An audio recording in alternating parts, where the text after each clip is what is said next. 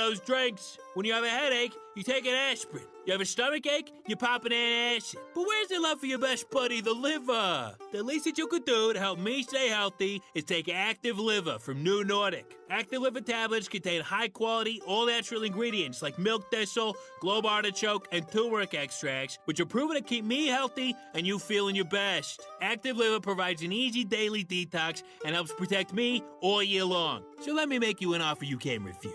You take care of me with Active Liver, and I keep taking care of you. Capiche? See for yourself why Active Liver is Scandinavia's #1 liver health supplement. You can find Active Liver at CVS and online at Amazon, Target.com, or directly from NewNordicUSA.com. Again, find it in stores at CVS or online at Amazon, Target.com, or NewNordicUSA.com. Good morning. I'm the 25% off window company. 25% off? It's our biggest discount ever. So what happened to the 40% off you were offering a couple months ago? Well, nothing. It's baloney. Hi, this is Kathy. Doug of Window World. When you hear those things, you know you've entered the baloney zone. Resist the force of the baloney zone. Call today. 281-8111. Window World. Simply the best for less. And that's no baloney.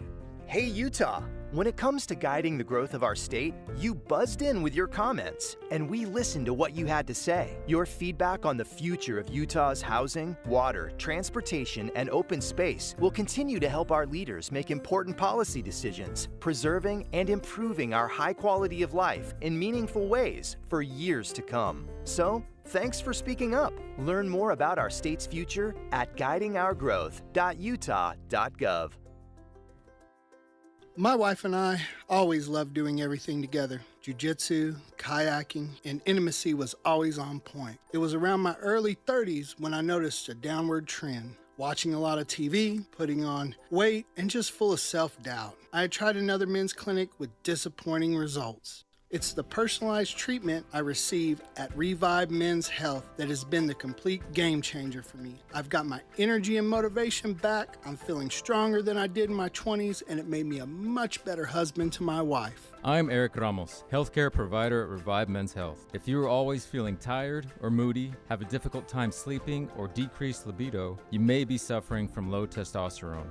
Book your free T-check and exam at Revive Men's Health Salt Lake City. Call 801-263-7777. That's 801-263-7777. Or visit ReviveMen'sHealth.com.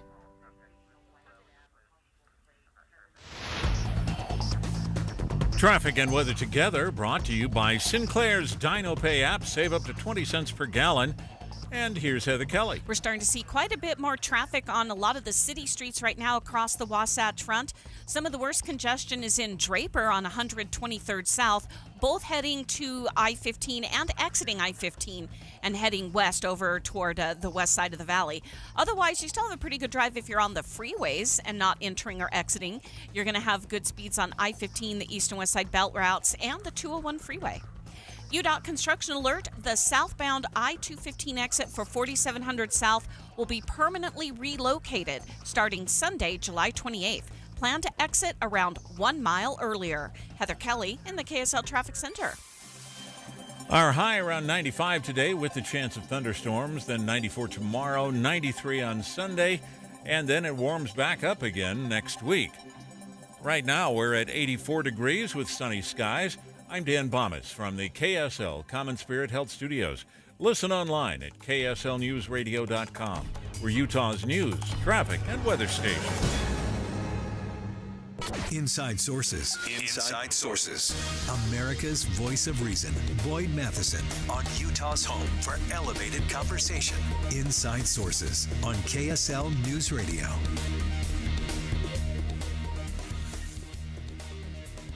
President Joe Biden, Vice President Kamala Harris, and former President Donald Trump have something in common in the last 24 hours. They all had individual sit-down meetings with Israeli Prime Minister Benjamin Netanyahu. We're learning more about the details of each of those individual meetings. And the interesting thing to me is reflecting in what the American people are looking for and what they're digesting, both from the Prime Minister's visit, of course, his speech in the well of the House of Representatives, and now these individual meetings. And so let's take a look beyond just the headlines of important meetings, 3 very different meetings. Let's begin. Think you know the news of the day? Think again with Boyd Matheson on KSL News Radio. Of course, Prime Minister Benjamin Netanyahu came to the United States, delivered a speech to Congress, an interesting speech, regardless of where you fall politically. Clearly, Prime Minister Benjamin Netanyahu was not only speaking to the members of Congress and to the American people, but to his own people back home, as well as to his adversaries in Hamas. So it was a multi-audience message from Benjamin Netanyahu, and then he followed that up by 3 very distinct meetings with the leader of the free world, a potential candidate for the Democrats in the vice president of the free world, and the former leader of the free world, all within 24 hours. That's a pretty head-spinning set of conversations. And the one thing that had me wondering what's going on is the fact that you could get very different messages from each of those meetings, and then who do you really listen to, and what actually has sway? What has sway in terms of negotiations that are going on, critical negotiations in terms of ceasefire and getting the hostages returned. And we should actually always put the hostages being returned first, because that is, in my mind anyway, the most important place to start. It's never okay under any scenario, any circumstances, for there to be hostages. That's just not the way it works, folks. And so getting them free, those are innocent individuals, and some of them are American citizens who are being held by a terrorist organization. That's not okay. Under any scenario, that's not okay. And so we need to start there, and then you can work through the rest of the process and the long-term strategy, which I think is a big part of that. Now, the interesting thing to me, and kind of the beyond the headlines, is this one of those scenarios? There's the old saying, you can't have 2 popes. Because you'll have conflicting messages, and then what do you do?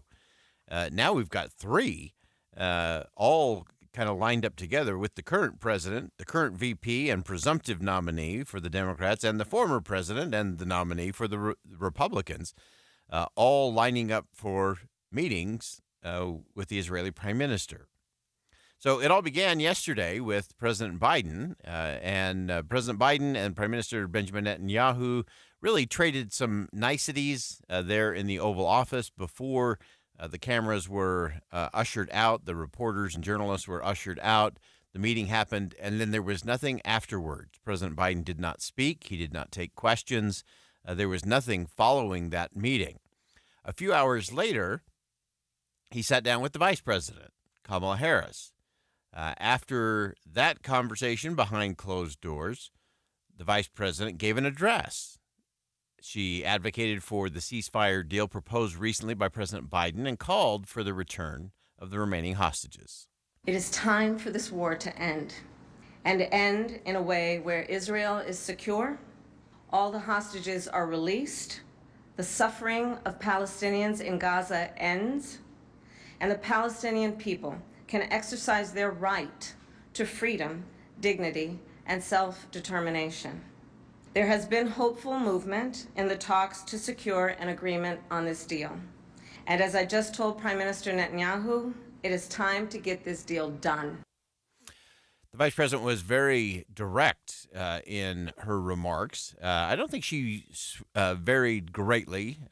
Didn't seem like there was a lot of space between her and President Biden. Remember, there's only one president of the United States. And President Biden has to be the one to execute on any of the things that are coming out of these meetings.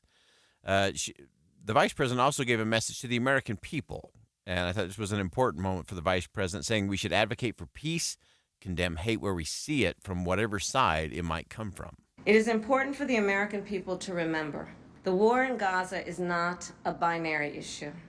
However, too often the conversation is binary, when the reality is anything but. Let us all condemn terrorism and violence. Let us all do what we can to prevent the suffering of innocent civilians, and let us condemn anti-Semitism, Islamophobia, and hate of any kind. And let us work to unite our country. That was an important moment for the vice president, someone who doesn't have a lot of foreign experience because she was only in the Senate for a little less than 2 years, so didn't get a lot of foreign experience there. And then, of course, in her role as vice president. So I think that was an important moment for the vice president as she becomes the presumptive nominee for the Democrats. So an opportunity for her to showcase how she would approach some of the foreign affairs issues that are going to be front and center. Remember, presidents always talk about they want to just focus domestically and domestic issues, and then the world happens, and that's not where you end up. So she has to demonstrate that she can play on this stage. She did have one statement that I think was very powerful and much more direct than we've heard from President Biden. She said, Israel has a right to defend itself, and how it does so matters.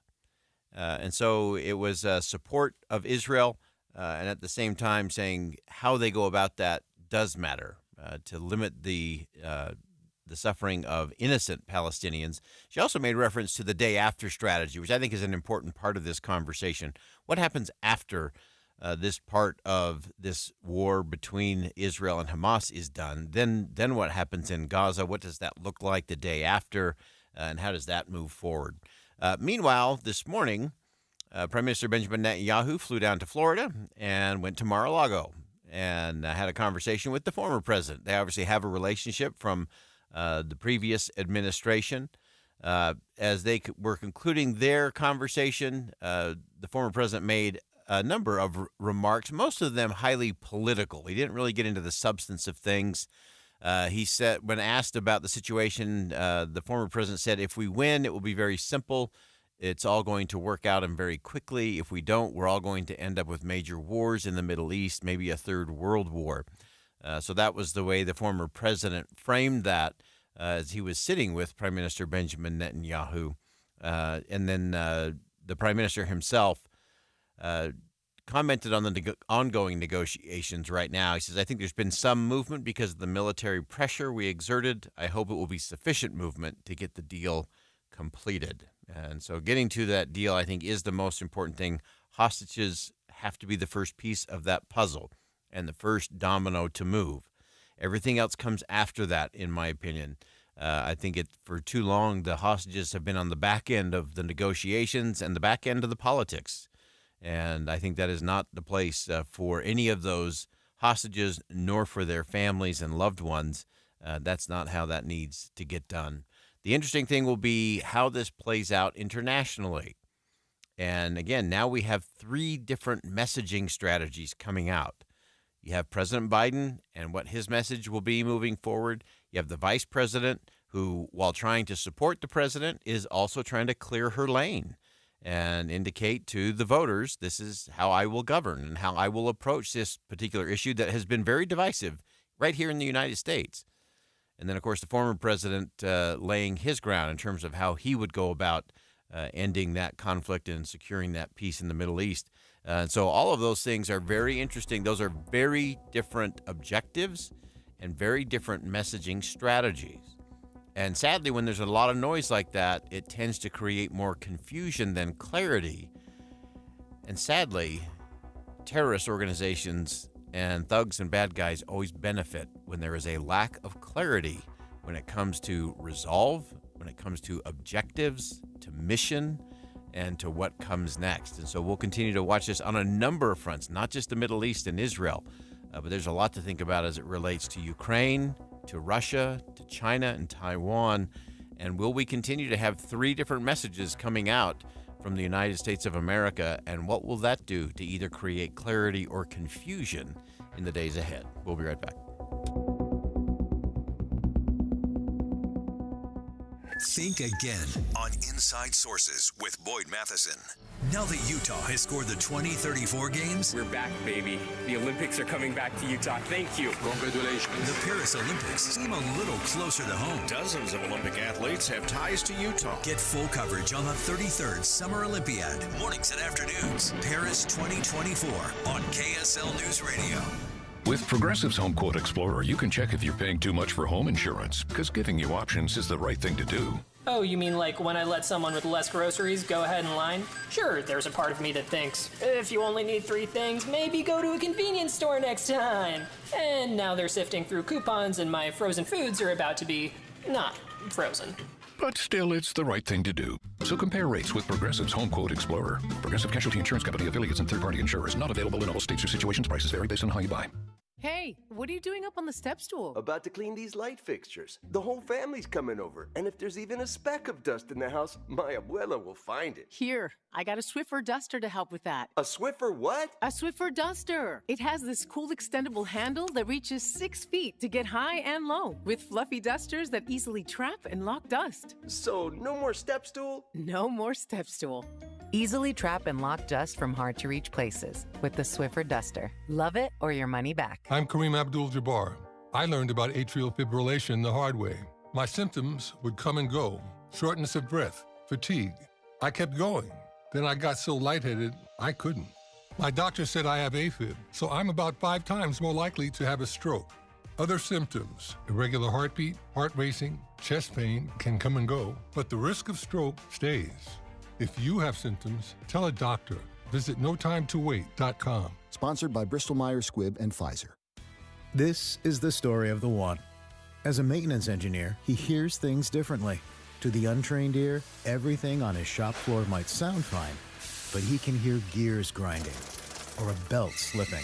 So he steps in to fix the problem at hand before it gets out of hand. And he knows Grainger's got the right product he needs to get the job done, which is music to his ears. Call, click Grainger.com, or just stop by. Grainger, for the ones who get it done. This is Derek Overstreet of the New Millennium Group and host of Stop Working and Start Living Radio. If you're close to or in retirement and you don't have a tax plan, call us right now, 888-999-6370. That's 888-999-6370. Listen, our country's been spending like never before, and the tax bill is coming soon. If you need an income tax strategy and a financial plan that will get you through the rest of your life, give my team a call, 888-999-6370. That's 888-999-6370. If you want an investment plan that allows you to keep more of your gains and pay less taxes, give us a call, 888-999-6370.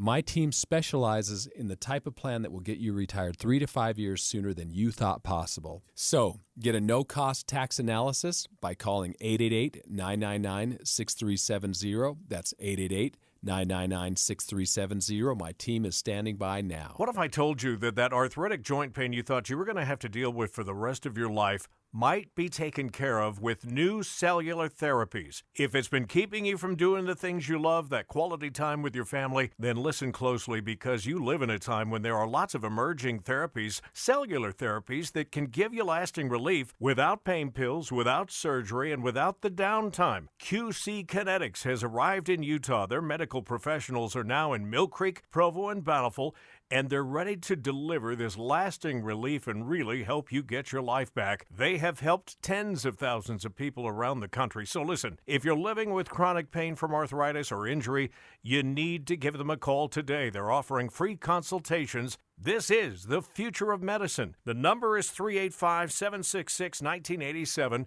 That's QC Kinetics.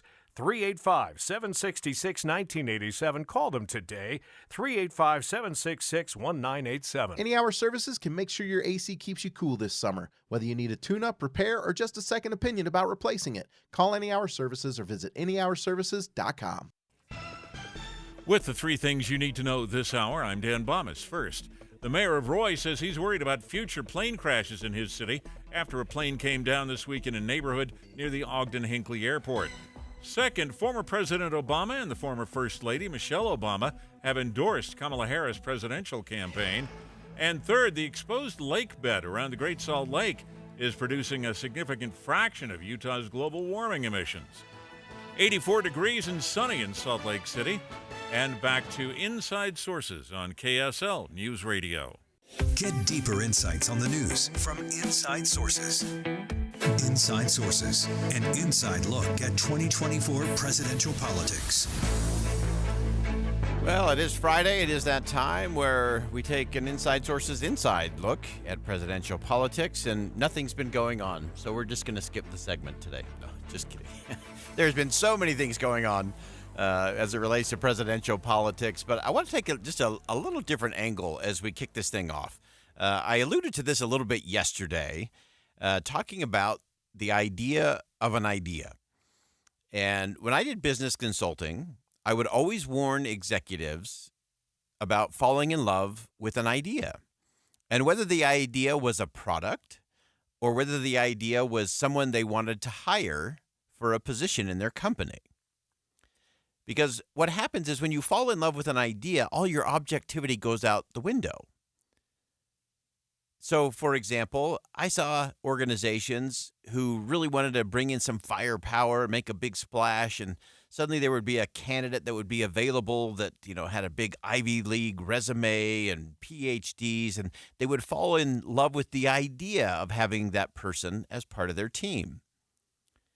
Or they would see an executive from maybe their biggest competitor and say, wow, if we could get her onto our team, that would send shockwaves if we could steal it. And so they would fall in love with the idea of that person.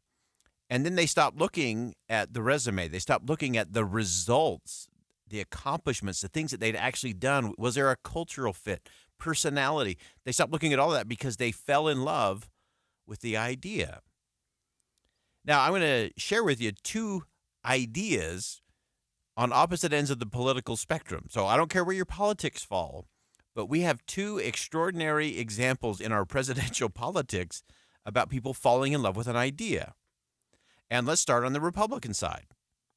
And I will say that the former president fell in love with the idea of Senator J.D. Vance. He fell in love with the idea of hillbilly elegy. He fell in love with the idea of someone with a military background, someone who had started in the Appalachian Mountains and made his way to an Ivy League school, had been successful in business, and he loved the story of that. And he fell in love with this idea of J.D. Vance. And the moment he did that, he stopped looking at everything else. He didn't look at real experience, didn't really look at how does he do in an interview situation? How will he do under the bright lights of the national media? And on and on and on. And here we are, 1 week in to the idea of J.D. Vance as the Republican vice presidential nominee, and we've already had a retraction, we've had an apology, and we have a host of members in Congress on the Republican side who say he was absolutely the worst choice of all the choices that former President Trump could have made for various reasons. No foreign affairs experience, no big national stage experience other than as the author of a book. And so it's the idea of it. But eventually you have to go on the results and the practicality. So that's J.D. Vance, and we'll see. Maybe J.D. Vance will prove it out. Maybe he'll beat the idea trap and be able to produce some results. At this point, I don't think he adds any new voters to the Republican side that weren't already there with the former president. He doesn't stretch the brand. He doesn't stretch the voter base. He doesn't bring in new people or new energy or new excitement. It's sort of just a different version of the former president. But it was the idea that he would be this young, different version. And I think that's where the former president, if he looks back on it, might say, I probably fell in love with the idea of him rather than who he actually was. Now let's flip to the Democratic side. Right now, in a historic way, Vice President Kamala Harris is an idea. More than she is the vice president, more than she is a person, she's an idea. And the idea is that she's not President Biden, she's not former President Trump, she's young, she's a next generation leader. And that is the idea. And because of that idea, she's been able to raise over $100 million in about 48 hours.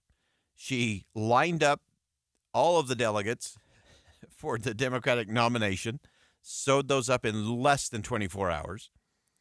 But it's an idea. It's not about the resume anymore. It's not about what she's done or not done or how she's done it. And so that's going to be the test. Her biggest advantage right now is she only has to do this for 102 days.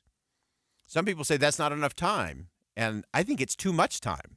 If I were advising her campaign, I wouldn't do events. I wouldn't do debates. I wouldn't do sit-down interviews, because the only thing she can do there is puncture the idea of her as president of the United States. And so it's an interesting thing to look at, and we'll see how that plays out. And you have to remember, on the results side, remember, Kamala Harris ran for president, and she didn't make it to Iowa. She didn't make it to the very first votes being cast. On the national stage, she never got above 3% in the Democratic nominating process. In fact, she only got to 8% in her home state of California. That was her high water mark. She has had trouble connecting with crowds. She has had an authenticity challenge. So there's all of these different things, and we'll see how she navigates it, what she's learned over the last 3.5 years. The jury's still out. But right now, she is flying high, and the Democrats have massive momentum because at this point in the presidential race, she is an idea. And so interesting, a tale of two ideas between J.D. Vance and Vice President Kamala Harris, but it puts the nation in a really interesting spot. And it goes back to where we started this segment and this principle: don't fall in love with an idea. Don't fall in love with the idea of someone. I can't tell you how many businesses I have seen hire the wrong person because they fell in love with the idea of the person rather than their actual skill set, their actual results and history, their personality.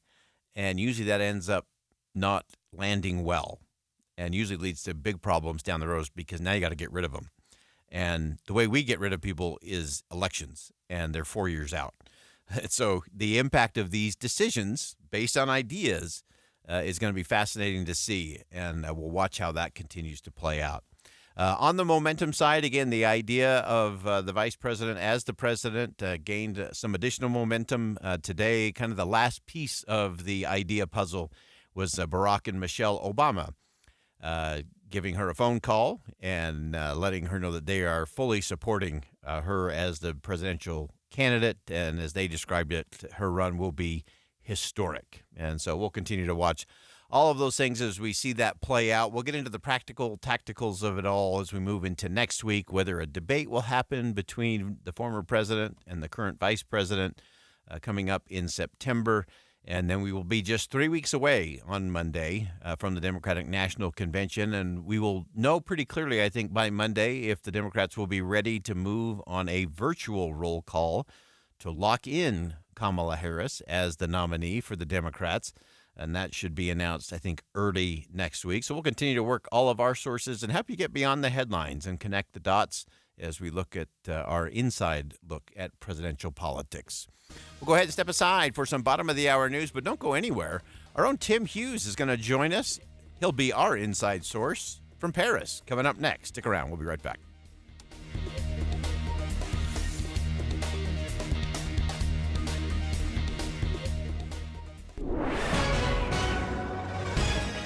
It's 1:30 at KSL News Radio. I'm Dan Bomas. KSL's top local story this hour: what had been a search for a missing swimmer in Grantsville Reservoir has now turned into a recovery operation. 2 men had been out swimming yesterday when they were blown away from shore. One was able to make it back and called 911. Scientists say the Great Salt Lake's exposed lake bed isn't just affecting our air quality. They now believe it's contributing to global warming. There's a new study out published in the journal One Earth that says the exposed lake bed is producing millions of tons of carbon dioxide emissions. Soren Brothers is the senior communicating author of that study. As far as we can tell, the Great Salt Lake itself is not a big source of greenhouse gas emissions, if any, to the atmosphere, but the dried up lake bed definitely is. The study says the lake bed caused a 7% increase in Utah's total greenhouse gas emissions in 2020. Our top national story this hour from ABC News. Former First Lady Michelle Obama and former President Barack Obama have endorsed Kamala Harris's presidential campaign. Their endorsement came a few days later than many other leading Democrats. Your money at this moment: the Dow Jones average now up 669 points on the day. The NASDAQ is up 158. And our KSL weather. We might get through this day without a thunderstorm, but we don't know that for sure. That's next. KSL News Time, 1:31. You know what's great about KSL's traffic coverage? Trained traffic reporters and real listeners. Trading information and making the commute safer and faster for everyone. Every 10 minutes on the 9s, we have you covered on KSL News Radio. You know that you're going to buy a home. The question is, what lender should I work with? Realtors often boast about their preferred lender. You know, if you use my preferred lender, you'll be in great shape.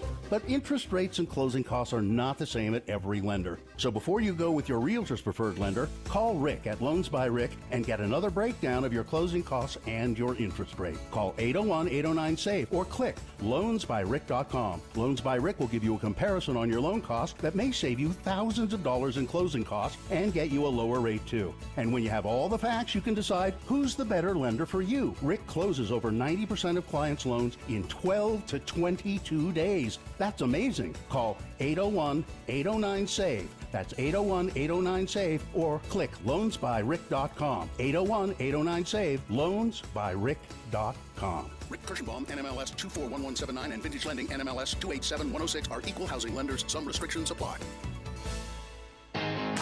At JCW's, we think tipping might be getting a little out of hand. Like when you're asked to tip at the register before you've even been served, or when you're at the yogurt shop and find yourself serving yourself. And don't even get us started on frosted tips making a comeback. That's why at JCW's, when you pay for a third-pound ranch bacon cheeseburger, that's what you pay. And no one at the register is going to stare longingly at you while you awkwardly maneuver through the tip screen for food you don't even have yet. Honestly, we're just happy to see you at any of our 5 locations in Provo, South Jordan, Lehigh, Harriman, and American Fork. So come on in and enjoy some quality time and great food with family and friends. And we promise, we won't be pushing you for a tip. Hey, this is Chris with JCW's, and we just want to say thank you, and especially to our loyal customers. We want you to know that at JCW's, your business is all the tip we need. JCW's, quality and a lot of it.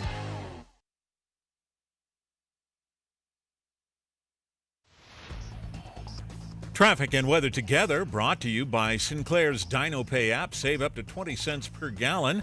Here's Heather Kelly. We do have an accident on the on-ramp from 7200 south in Midvale to go southbound I-15. All the vehicles are over on the right shoulder. They're not really causing any delays, but we do have our first slowdowns of the afternoon. This is coming out of Ogden, southbound I-15 from 31st Street all the way into Roy. I haven't heard of a crash in that area, but it is through a construction zone. Hey, Utah County, Jones Paint and Glass is opening a new location in Payson. Be sure to come to their grand opening celebration on July 27th from 8 to 5. Heather Kelly in the KSL Traffic Center. Today's high 95. There is a chance of a thunderstorm before we're done with this day. 94 tomorrow, 93 on Sunday, and then it heats up again next week. Right now, we're at 87 degrees with sunny skies. I'm Dan Bomas from the KSL Common Spirit Health Studios. Listen online at kslnewsradio.com. We're Utah's news, traffic, and weather station. Inside Sources. Inside Sources. America's voice of reason. Boyd Matheson on Utah's home for elevated conversation. Inside Sources on KSL News Radio. We're going to throw out the reason at this point because the Olympics have begun. All reason goes out the door. Of course, things are underway in Paris for the 2024 Olympic Games. Paris with its rich history, iconic landmarks serving as the backdrop. Athletes from across the globe have been coming together, floating their way down the river as we look at all the things taking place there. And this is a great thing for me. I always try to get the ultimate insider source, Tim Hughes, on the show. And finally, I got him here, and I had to do it by him going to Paris. Tim, how we anytime doing? you can send me to Paris so I can be on your show, I'm game, just so you know. Awesome. Give us an update. Tell us where you are right now. And obviously, we're watching these opening ceremonies that are most unique taking place and unfolding. I think the phrase we've heard most from the commentators is, this is very French. Yeah, I am 1.5 miles from Eiffel right now. So I could walk over there easily, but it is pouring rain. The forecast called for a 100% chance of rain until about 9 o'clock tonight. Oh, wow. But it has not dampened the spirits of these athletes, I'll tell you that, as they make their way up the Seine.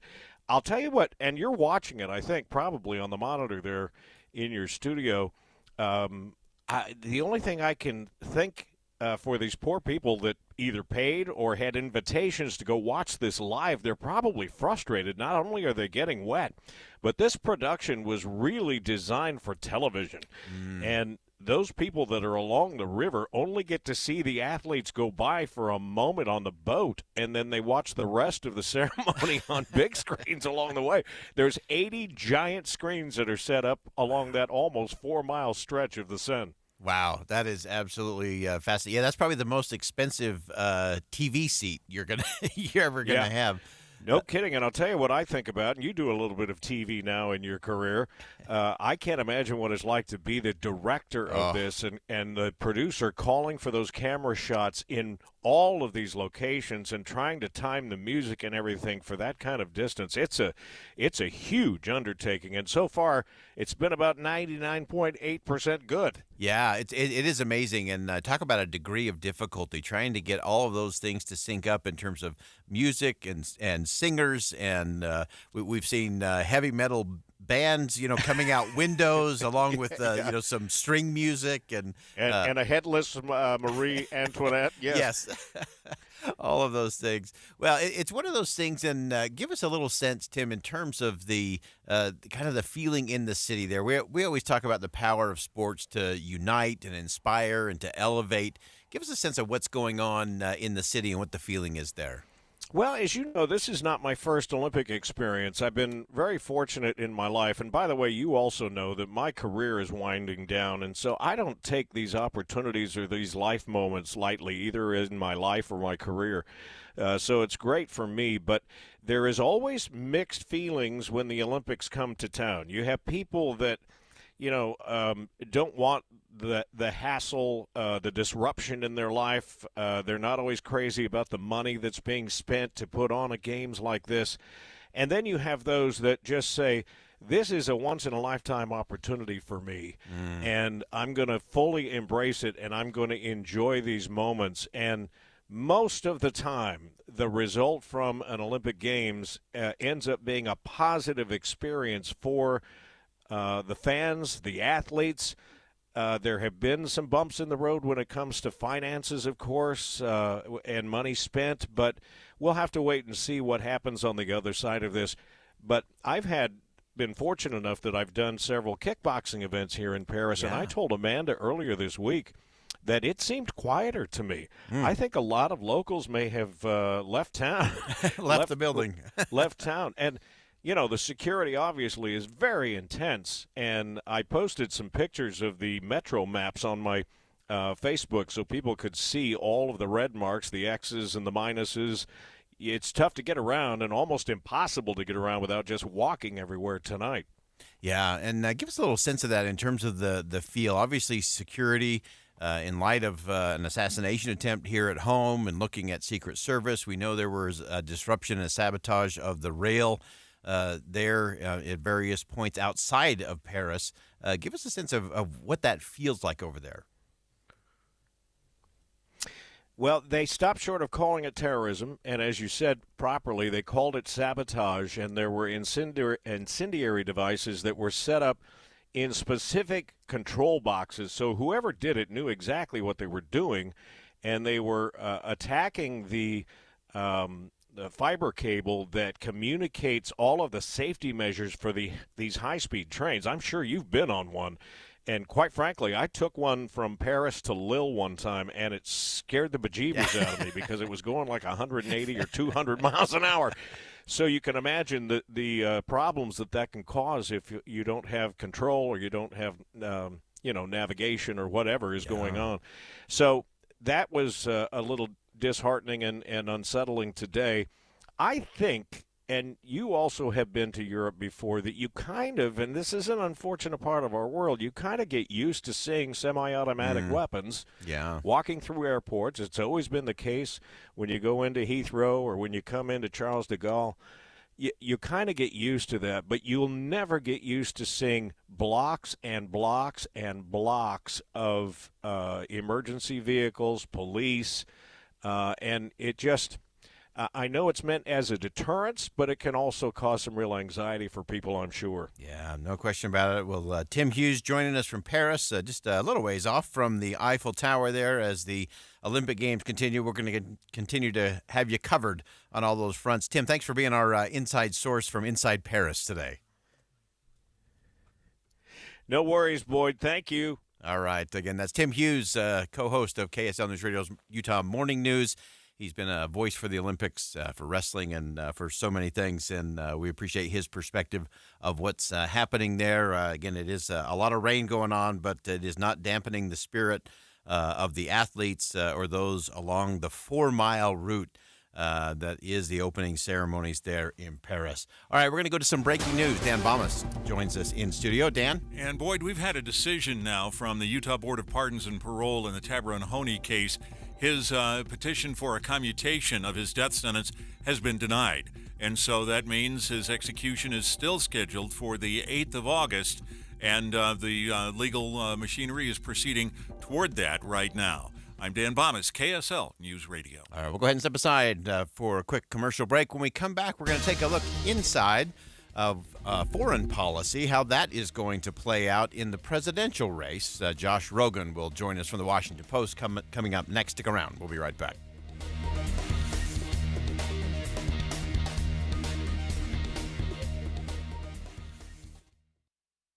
When it's hot like this, air conditioners struggle to keep up. Parts are under more stress, and sometimes those parts fail.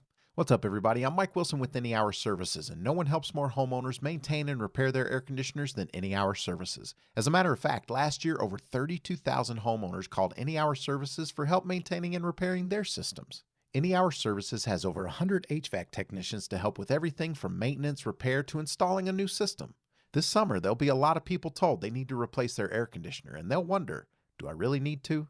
If you're told you need to replace your air conditioner and you still have questions, Any Hour Services can give you a second opinion and let you know what options are available. Maybe it just needs a little maintenance or a small repair. Maybe it does need to be replaced, but if you don't feel good about being told you need to replace your air conditioner, don't ignore those feelings. Call Any Hour Services for help with air conditioner maintenance, repair, or to schedule a free second opinion. Google Any Hour Services or schedule online at anyhourservices.com. No one helps more homeowners than Any Hour Services. KSL Broadcast Group contests are open to participants 13 years of age and older that are residents of Utah, Idaho, Wyoming, and Nevada, unless otherwise specified. Employees or agents of the station, Bonneville International Corporation, or other area radio stations, or any entity associated with the contest may not enter. Persons who have won in the last 90 days from the station contest or event are not eligible. Full general contest rules are available at kslnewsradio.com. Get in zone, AutoZone. Welcome to AutoZone. What are you working on today? Starting trouble. No one likes that. We can get you set up for some stronger starts. You might just need a fresh charge, and we can take care of that free of charge. But if it is time for a new battery, we've got replacement batteries that'll fit your needs, starting at just $79.99. That's what makes us America's #1 battery destination. Get in zone, AutoZone. Restrictions apply.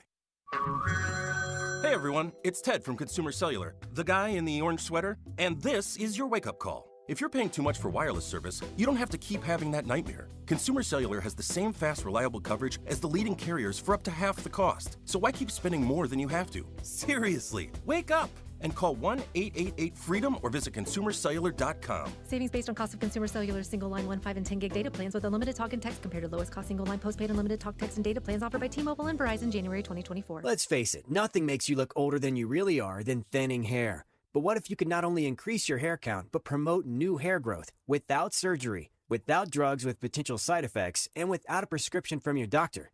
Well, now you can, thanks to a breakthrough new supplement called Hair Grow. Provided by New Nordic, the #1 supplier of dietary supplements in Europe.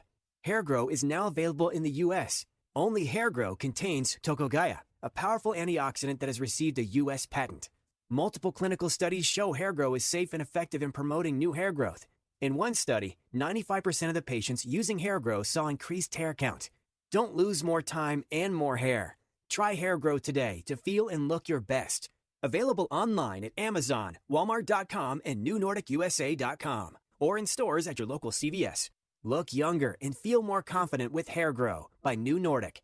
at newnordicusa.com or in stores at your local CVS. Hi, this is Doug Wright, the Other Night DNI. On opening night, by the way, we had the chance to see The Nutty Professor, which is playing right now at Hale Center Theater. By the way, it continues on through August 17th. This was so much fun. For those of us who love the old Jerry Lewis movie, boy, it has ties to that. And the music of Marvin Hamlish is incredible. And the way it's staged at Hale Center Theater is simply a delight. Get your tickets now. Simply go to HCT.org.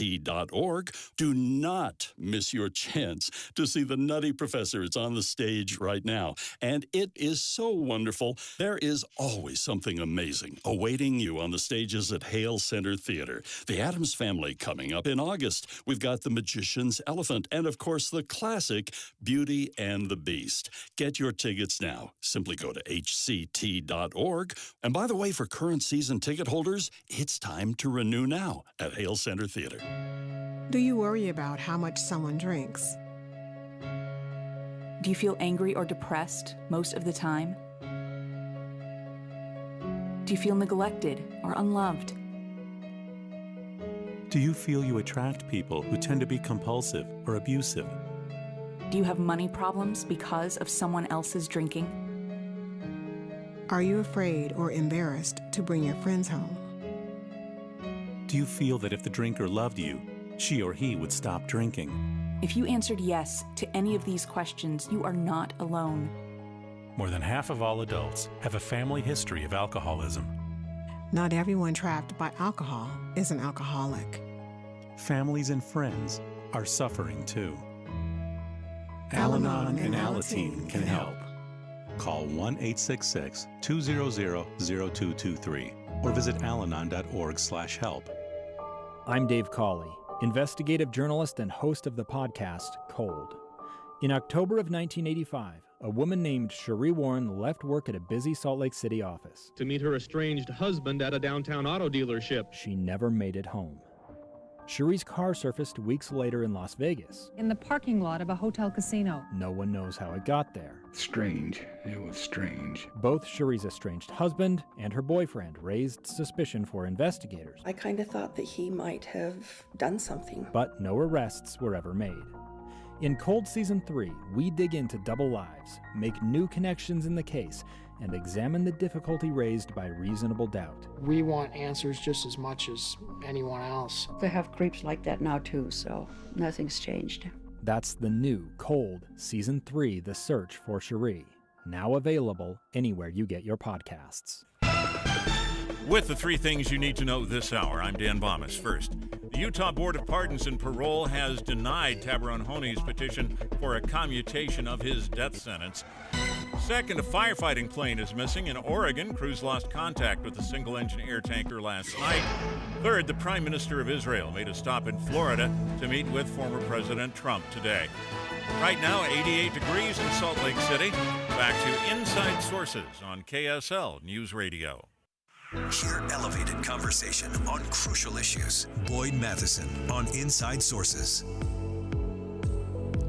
As we continue to watch what's happening in the political space at the presidential level in particular, of course, the Vice President, Kamala Harris, is not the only one shaking things up in the 2024 election cycle. We talked earlier in the program about the fact that she's really benefiting from the idea, not necessarily her person or her title as Vice President, but the idea of Kamala Harris as president is clearly getting a lot of momentum right now.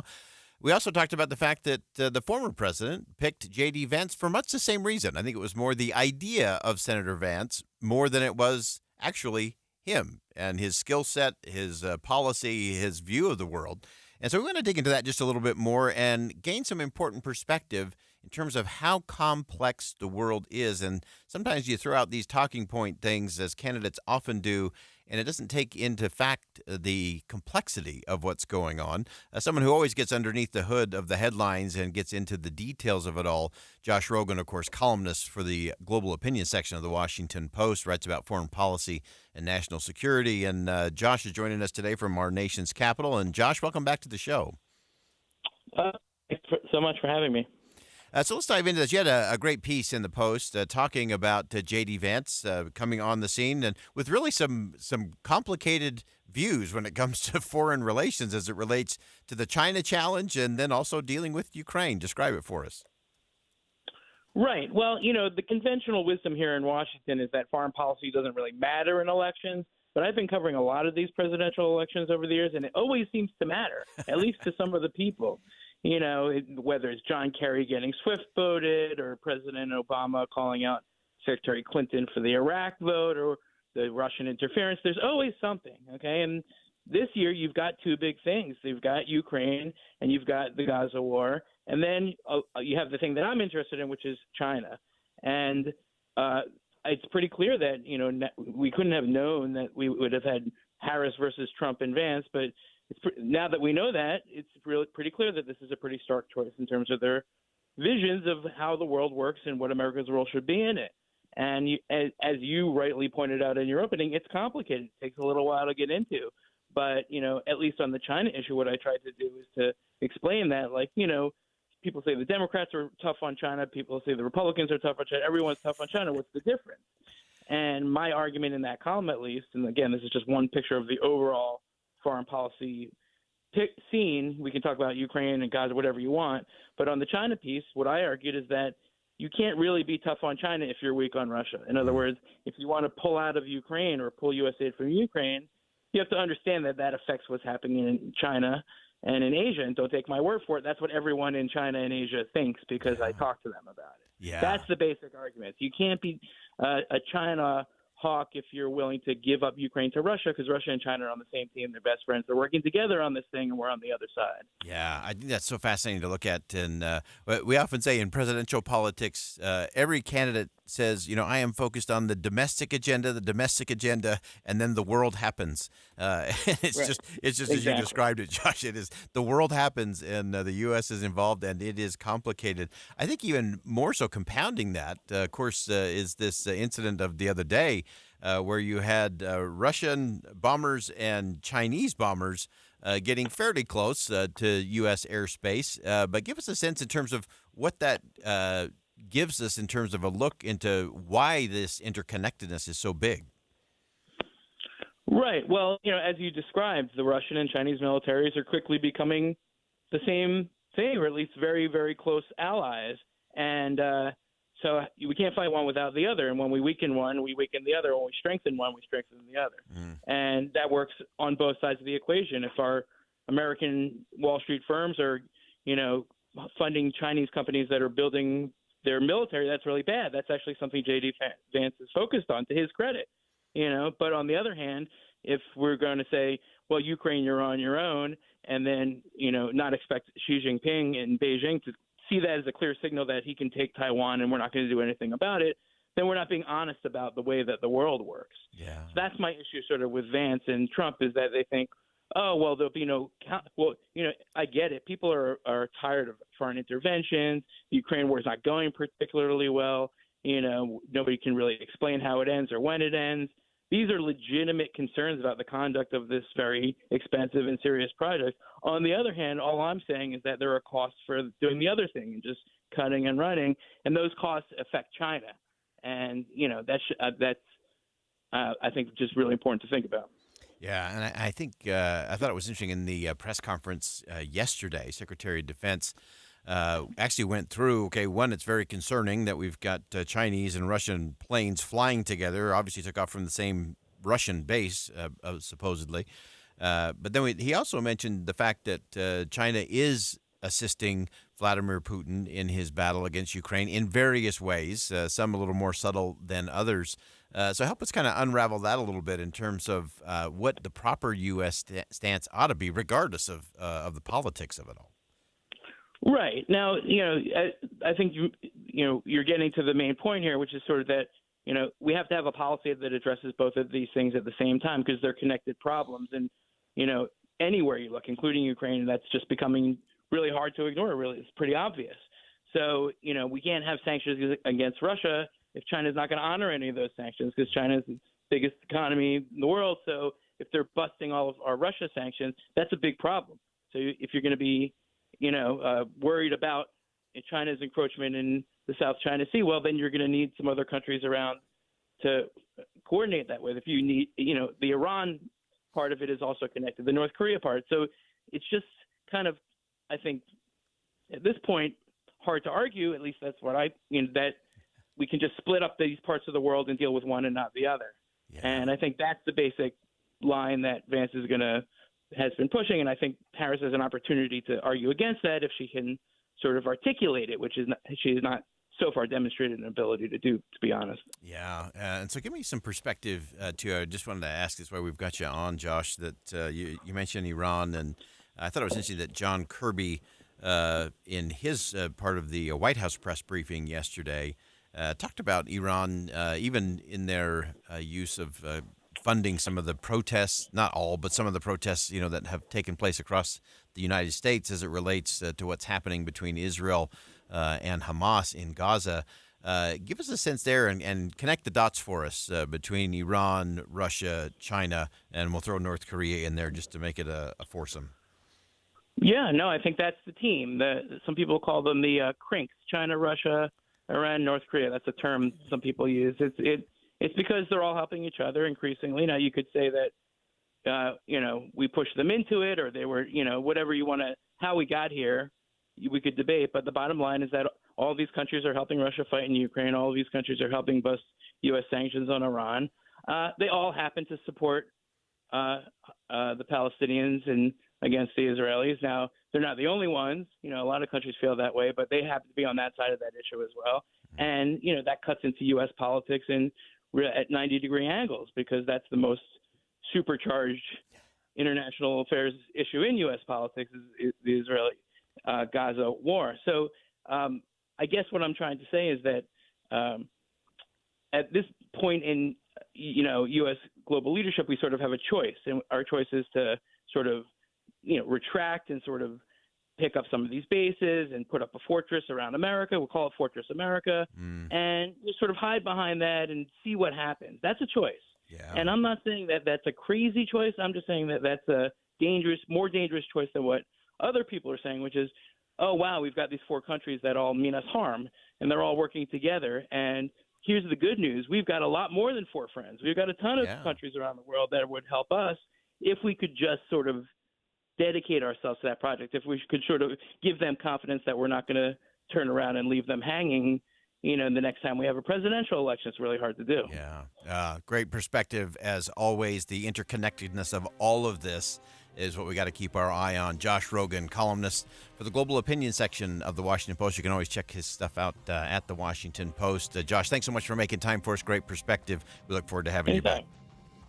Anytime. All right, that wraps up hour number one of Inside Sources here on KSL News Radio. We'll step aside for top of the hour news. Don't go anywhere. We got a big hour number two, including Joseph Grinny and some crucial conversations coming up at 2:30. Stick around. We'll be right back.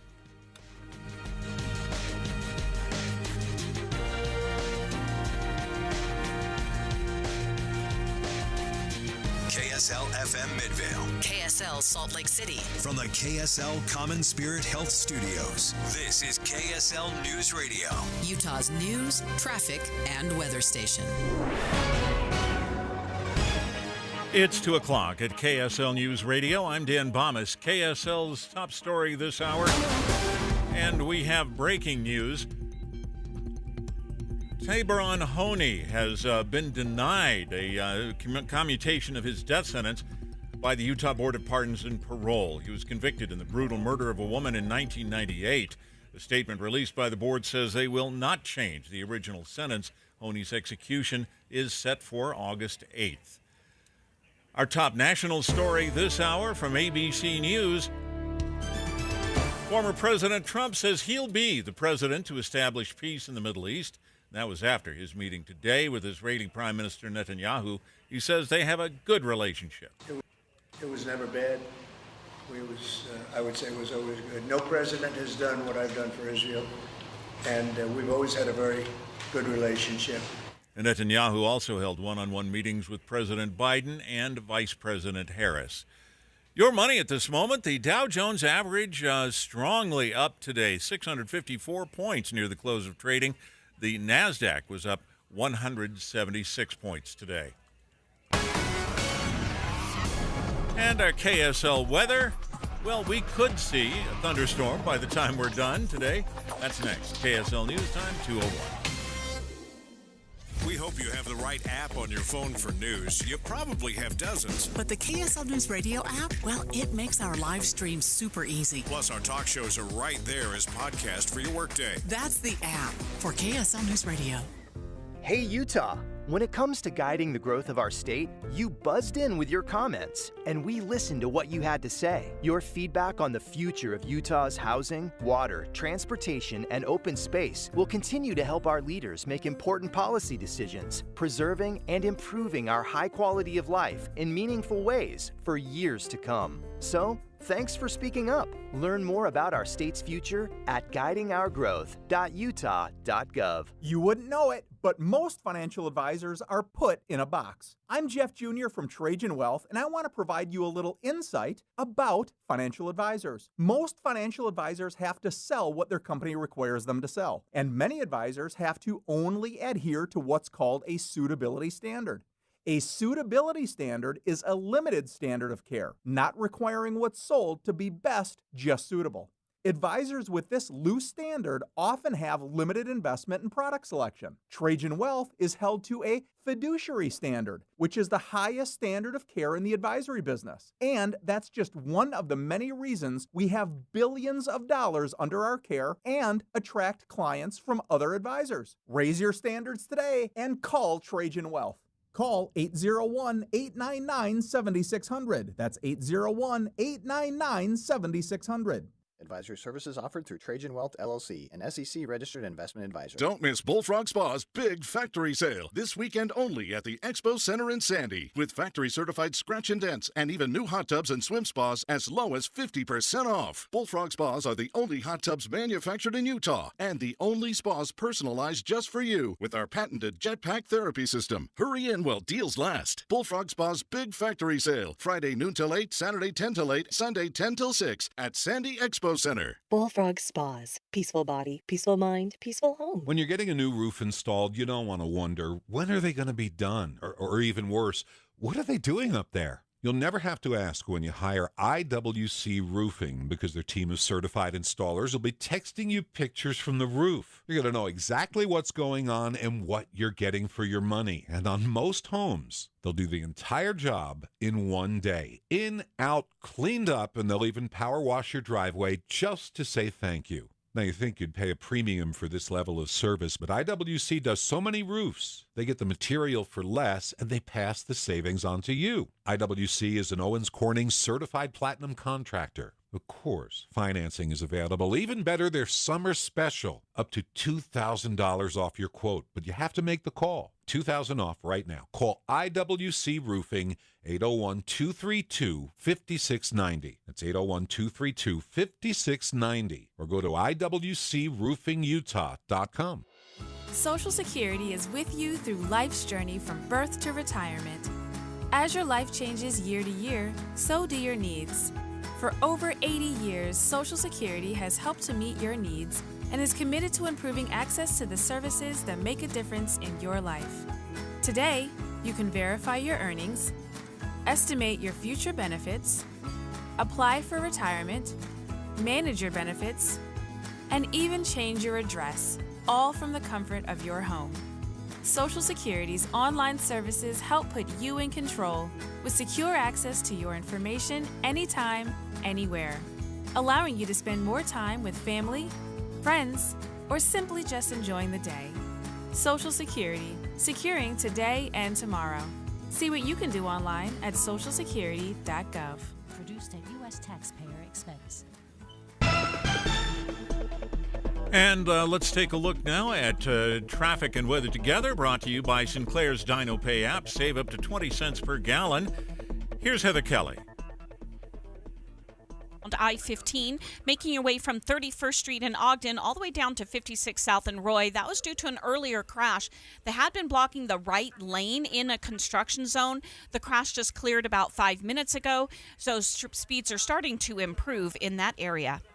UDOT construction alert, the southbound I-215 exit for 4700 South will be permanently relocated starting Sunday, July 28th. Plan to exit about 1 mile earlier. Heather Kelly in the KSL Traffic Center.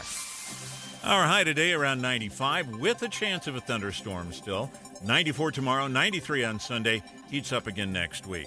And right now, 88 degrees and sunny. I'm Dan Bomas from the KSL Common Spirit Health Studios. Listen online at kslnewsradio.com. We're Utah's news, traffic, and weather station.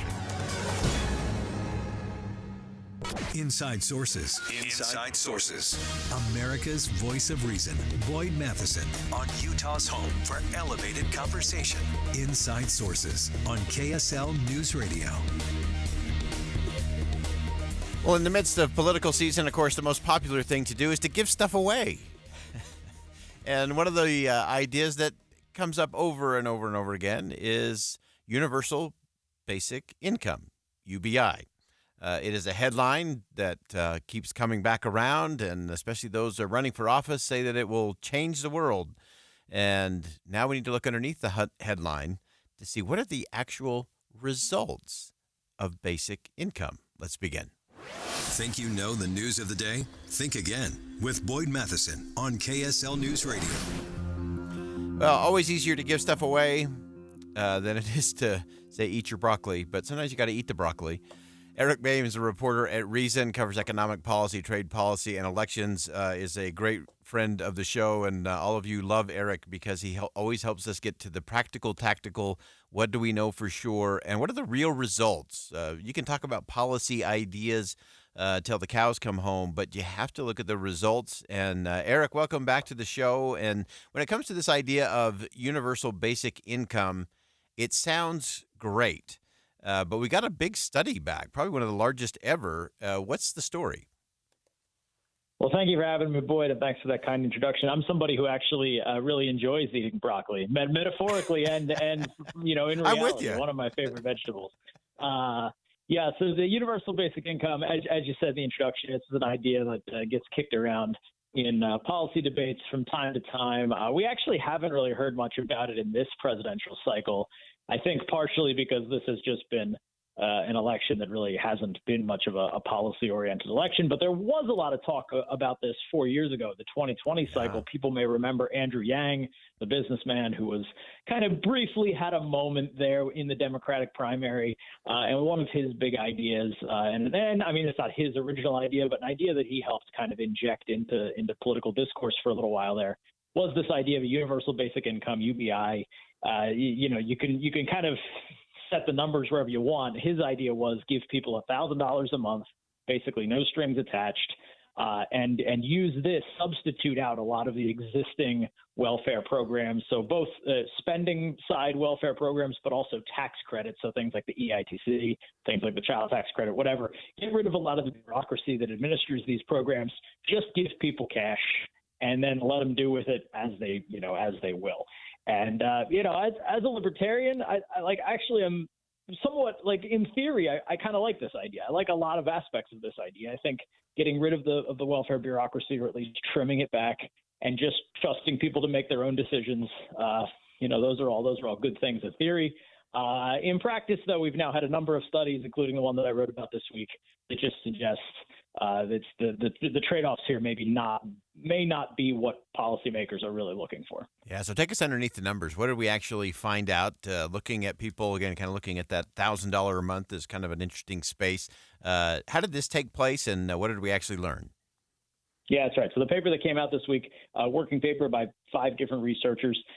This was this is the most comprehensive, most complex study of this idea in the real world that I've ever seen. I think that anybody's ever seen from the other coverage of it that I've seen this week. The idea was funded by a nonprofit, basically, that gave 1,000 people in Illinois and Texas over 3 years $1,000 a month. So basically, let's try this for real. Let's see what people do when they get this universal basic income. This money was given as a gift. It's not subject to taxes. It was on top of any other welfare or any other payments, any other work that these people might be doing. It was just, $1,000 falling from the sky. What do people do with that sort of thing. And what the study found is that people tend to work less, they tend to earn less, productivity falls, and the big increase is in leisure time. Mostly people just chose, with the extra money, with the extra the extra flexibility that comes with having that extra $1,000 a month, people for the most part chose to just take more time off, not work as hard, which is maybe fine. Like on one level, if that's the way people want to self-actualize, they get a little more comfortable. I think most of us would maybe choose to do that if we got wealthier suddenly. But as a policy making thing, right? I mean, if you're going to adopt this as federal policy, a trade-off in which people are working less hard, productivity falls, economic output, declines. Those are not markers of a successful or effective welfare system. So I think that's really problematic for anybody who would want to implement this idea in any way that goes beyond just being an interesting novel experiment. Yeah, and I think that's so important to look at those actual results and those the things. Again, sounds great in theory. If we could all go out and do yoga and breathe deeply and take a little extra time there, maybe that changes the course of history. I don't know, but the fact that so many of these saw all of those things fall, all of those critical indicators that, of course, you hope would take place, just didn't prove out in terms of real results there. And so as we equate that back now and look at the kinds of policies that we should be looking at, what gets rewarded gets repeated. And it seems to me that this repeated $1,000 falling out of the sky didn't produce any real positive results other than people had a little more time off. Yeah, I mean, I think that's really the problem here for UBI advocates. When you look at the results of the study, I mean, just to put a couple numbers here, is that in general of the participants, again, these are all averages, so it doesn't mean that everybody, who got the money, this is true for, but on average, the people who were part of the study that got the $1,000 monthly payments saw their income fall by about $1,500 per year, not counting the payments they were getting. There was a 2 percentage point decrease in labor market participation, and people on average worked between 1.3 and 1.4 fewer hours per week. And so then again, if you blow that up to, a larger population, a state or a federal government decides to adopt something like this, you're talking about seriously undercutting people's incentives to work, which is not something that policymakers should be trying to do. I think the other damning part of this is, when you go back to Andrew Yang and what some other prominent proponents of UBI have talked about, is they've said that, look, if you give people a little bit of a better financial safety net, something that, you're going to get that $1,000 every month. You don't have to jump through all the hoops that the welfare system puts you through. If that's there to kind of be a backstop for you, you're going to be willing to take some more risks. More people might start a business. More people might go back to school and gain additional skills. More people might, spend the time to find a better job that better suits their needs or better fits their skills. I think, again, in theory, I love this idea. Yeah. I think these are all potentially really good outcomes.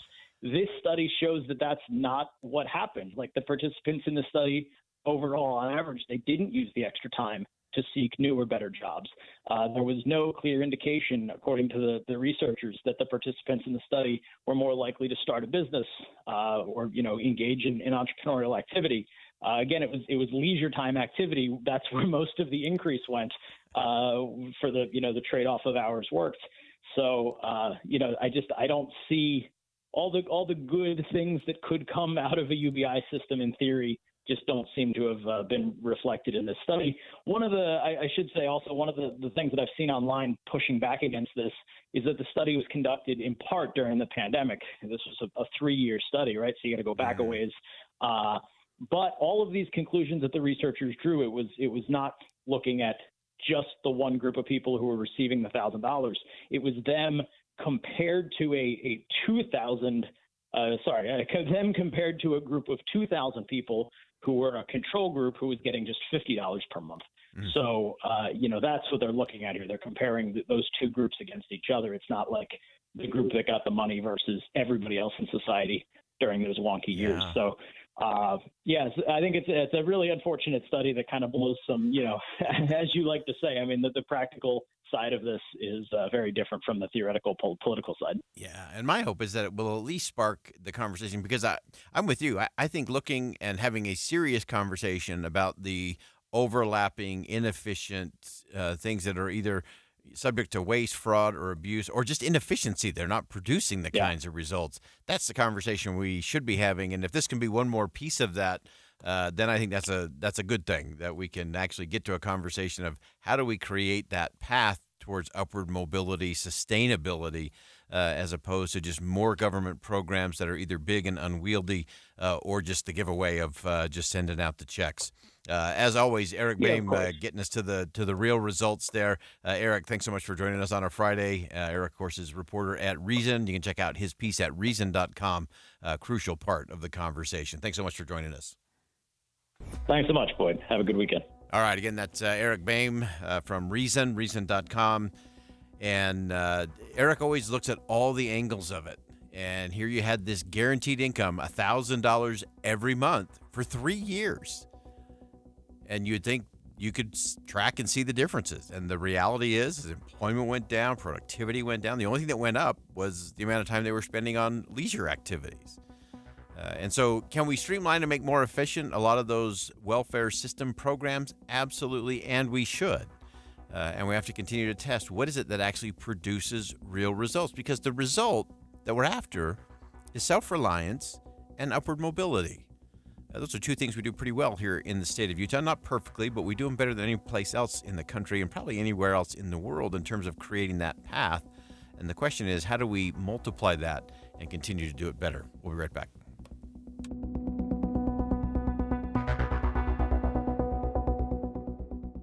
Think again on Inside Sources with Boyd Matheson. Now that Utah has scored the 2034 games, we're back, baby. The Olympics are coming back to Utah. Thank you. Congratulations. The Paris Olympics seem a little closer to home. Dozens of Olympic athletes have ties to Utah. Get full coverage on the 33rd Summer Olympiad, mornings and afternoons. Paris 2024 on KSL News Radio. At JCW's, we think tipping might be getting a little out of hand. Like when you're asked to tip at the register before you've even been served, or when you're at the yogurt shop and find yourself serving yourself. And don't even get us started on frosted tips making a comeback. That's why at JCW's, when you pay for a 3rd-pound ranch bacon cheeseburger, that's what you pay. And no one at the register is going to stare longingly at you while you awkwardly maneuver through the tip screen for food you don't even have yet. Honestly, we're just happy to see you at any of our 5 locations in Provo, South Jordan, Lehigh, Harriman, and American Fork. So come on in and enjoy some quality time and great food with family and friends. And we promise, we won't be pushing you for a tip. Hey, this is Chris with JCW's, and we just want to say thank you, and especially to our loyal customers. We want you to know that at JCW's, your business is all the tip we need. JCW's, quality and a lot of it. Trail mix, beef jerky, mixing all the soda flavors at the gas station soda machine. Snacks are better on the road. The gas is better when it's top tier. And the pit stop is better when there's a dinosaur there. Love the filler moments at a Sinclair gas station near you with DinoCare, our top-tier gasoline. Some sweet and salty snacks for the commute, and a big green dino for the memories. Find a gas station near you at sinclairoil.com. Sinclair, fill up your life. This is the story of the one. As head of maintenance at a concert hall, he knows the show must always go on. That's why he works behind the scenes, ensuring every light is working, the HVAC is humming, and his facility shines. With Grainger's supplies and solutions for every challenge he faces, plus 24/7 customer support, his venue never misses a beat. Call quickgrainger.com or just stop by. Grainger, for the ones who get it done. Get in zone, AutoZone. Welcome to AutoZone. What are you working on today? Brakes? We can save you 15% on that. We have OE quality Duralast brake pads and rotors in stock, ready for pickup or delivery. We also have calipers, brake fluid, tools, and anything else you'll need to do the job right. When you get Duralast pads and rotors together, you'll save 15%. It's just part of what makes us America's #1 brakes destination. Get in zone, AutoZone. Hey, it's Brian from Olson's Greenhouse. Nothing makes a landscape bloom to life better than flowers from Olson's Greenhouse. And summer is a perfect time to create flower-filled garden beds, adorn your front porch with gorgeous hanging baskets, and decorate your backyard patio with grand container gardens. Whether you love bold and bright colors or soothing and calming hues, Flowers grown by Olson's Greenhouse include something for everyone. We're continually shipping varieties to your local garden center that thrive in the summer heat. Flowers like pentas, daylilies, and ice plant love to bask in the summer sun, and they'll sip water while doing it because they're water-wise and drought-tolerant. For more information on gardening with ornamental plants, or just to find the closest garden center that carries flowers from the Olson family, head on over to ogg.com or find inspiration on our Instagram at Olson's Greenhouse Gardens. That's Olson's with an O-N-S and ogg.com. Getting help with plumbing repairs is easier than you think. All you have to do is call Any Hour Services or schedule an appointment at anyhourservices.com. No one helps more homeowners than Any Hour Services. With the 3 things you need to know this hour, I'm Dan Bomis. First, the Utah Board of Pardons and Parole has denied Tabor Unhoney's petition for a commutation of his death sentence. His execution is set for August 8th. Second, the opening ceremonies of the Olympic Games are underway in Paris. And third, after meeting with Israel's Prime Minister today, former President Trump says he'll be the president to establish peace in the Middle East. 88 degrees and sunny in Salt Lake City. Inside Sources on KSL News Radio. Get deeper insights on the news from Inside Sources. As we continue to try to navigate the complexities of modern society, the concept of interfaith harmony emerges as a potential bridge across seemingly insurmountable divides, especially when it comes to the political space. Because through our shared beliefs, despite their varied expressions, we can foster a sense of unity, mutual understanding, even some holy envy with anyone we cross paths with any portion of our day. So we want to look at what lessons can we draw from these experiences of faith-based connection and how they might inform our approach to building more cohesive societies and communities. Scott Rains is a PhD student at the University of Kansas in the Department of Spanish and Portuguese, and Scott joins us on the line. Had a great piece at Deseret.com. And Scott, welcome to the show. Hey, thanks for having me, Boyd. Let's start with some of the research that you tapped into for your piece at Deseret, talking about the fact that we know politically it's very tribal right now. It's a lot of contempt that people are not just wrong, they're wrong and evil. How can faith play a role in establishing, reconnecting that tissue? Well, one of the problems that we face in the political realm is the dichotomy between the left and the right, and there's hardly anything that seems to emerge from that dichotomy that allows us to unify, except what I try and claim in the article, which would be faith. You have to transcend the differences in order to find anything that brings you unity, and that requires sacrifice, which of course is a religious principle. But political pundits, I've never had one that didn't let me down, but the Lord, in my faith, never does.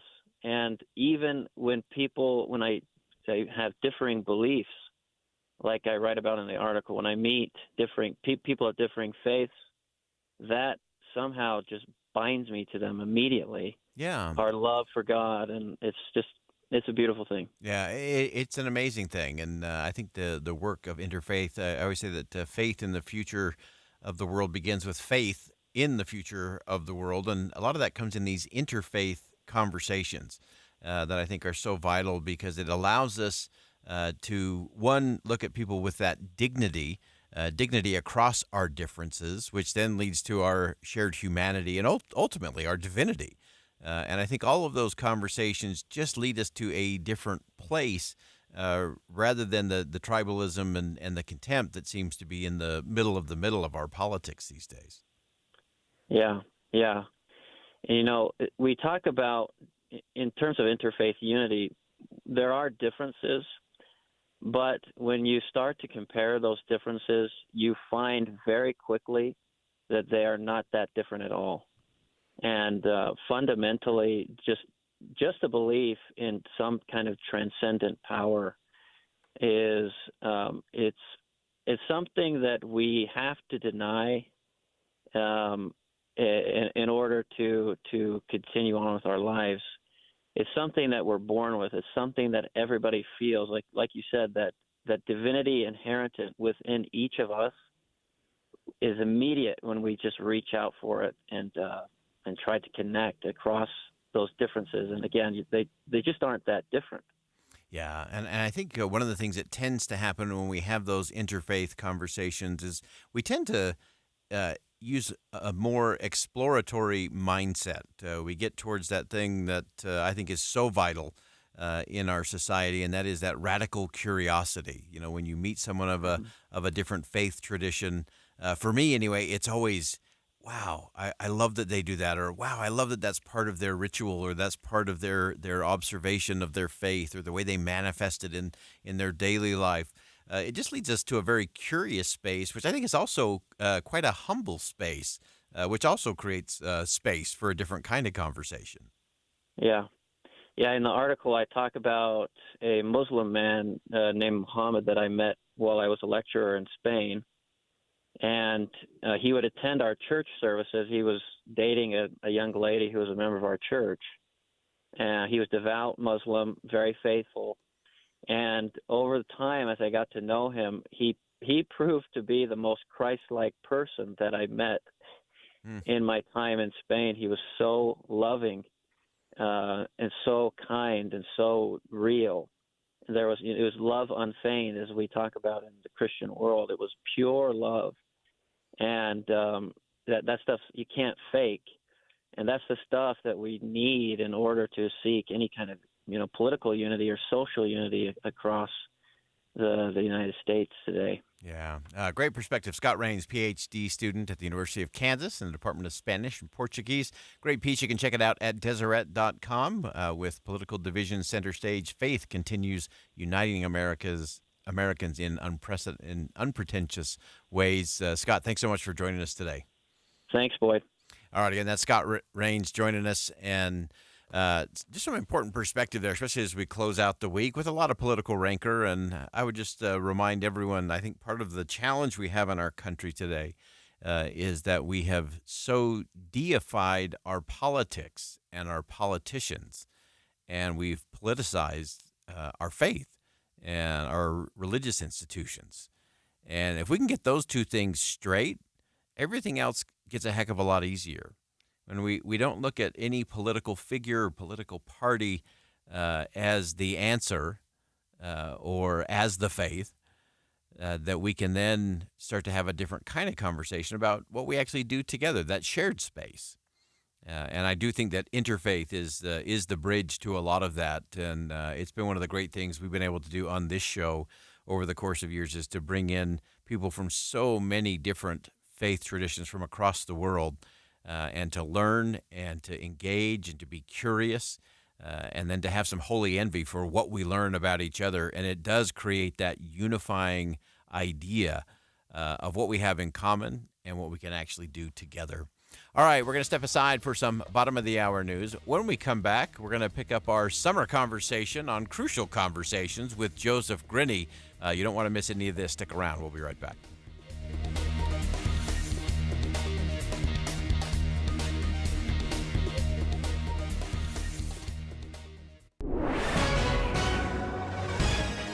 It's 2:30 at KSL News Radio. I'm Dan Bonas. KSL's top story this hour.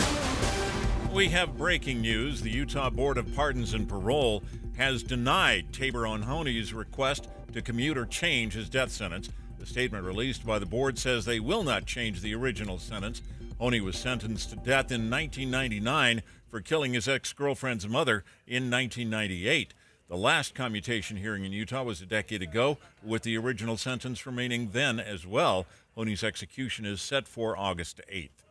There have been more power outages in Tooele this summer on purpose. Rocky Mountain Power spokesperson Jonah Whiteside says they turn off the power when wildfire and weather threats are detected by their monitors. That are actually attached to our poles. They give us real-time data, and that helps our meteorology team to determine when to put these different areas into those enhanced safety settings. Other steps include wrapping fire-retardant material around the power poles and replacing wooden poles with steel ones. Our top national story this hour from ABC News. Firefighters in California are having to decide which homes they'll try to save and which they'll surrender to the flames. The largest fire is burning north of Sacramento. There are 60 fires, though, burning all around the West.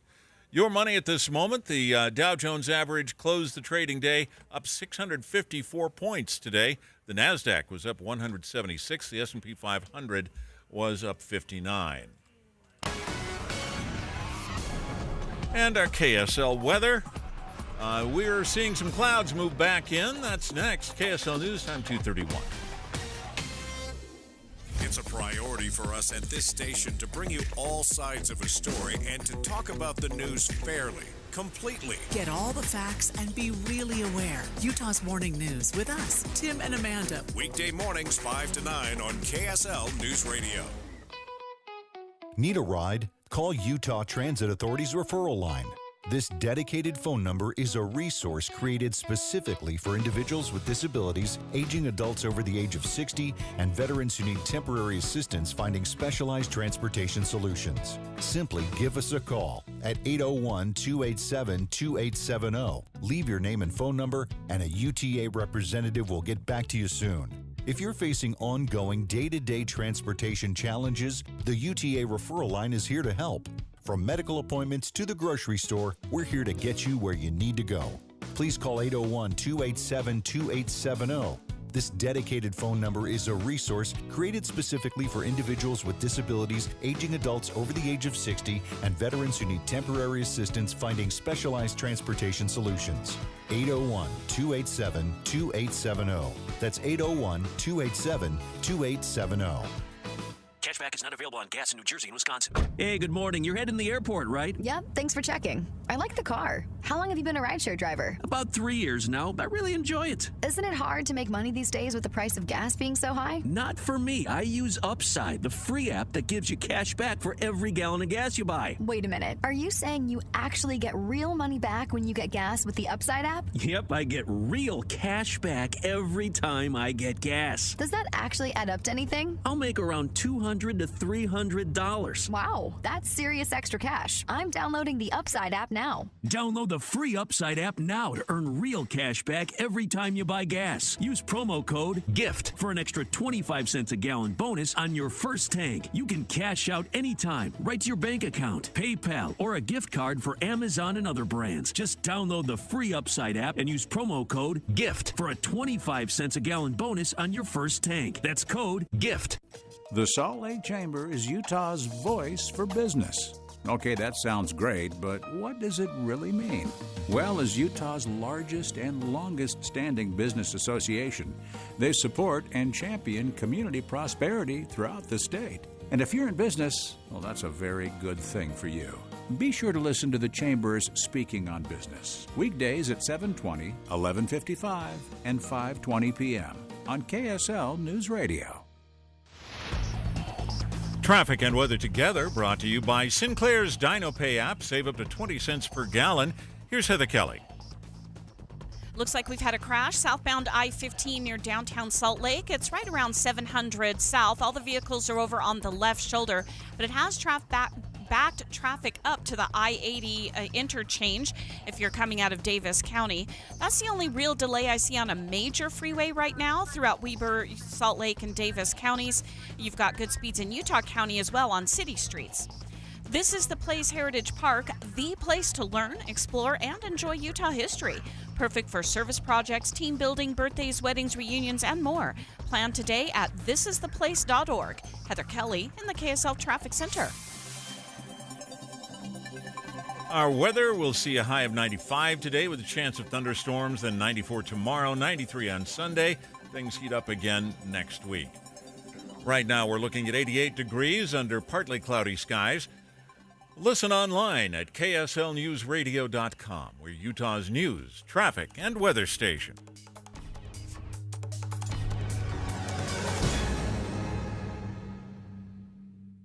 Inside Sources. Inside Sources. America's voice of reason. Boyd Matheson on Utah's home for elevated conversation. Inside Sources on KSL News Radio. Well, it is a Friday, and we are thrilled to have back joining us in studio today Joseph Grenny, of course, co-author of Crucial Conversations, founder of the Other Side Academy, the Other Side Village. And Joseph, as always, thanks for coming back and having the crucial conversation with us. And today it's even a better conversation because you actually brought donuts from the Other Side Donut. Give us the update. Last time you joined us, we talked about how fast it was growing and just the momentum. Give us a sense of where are we now?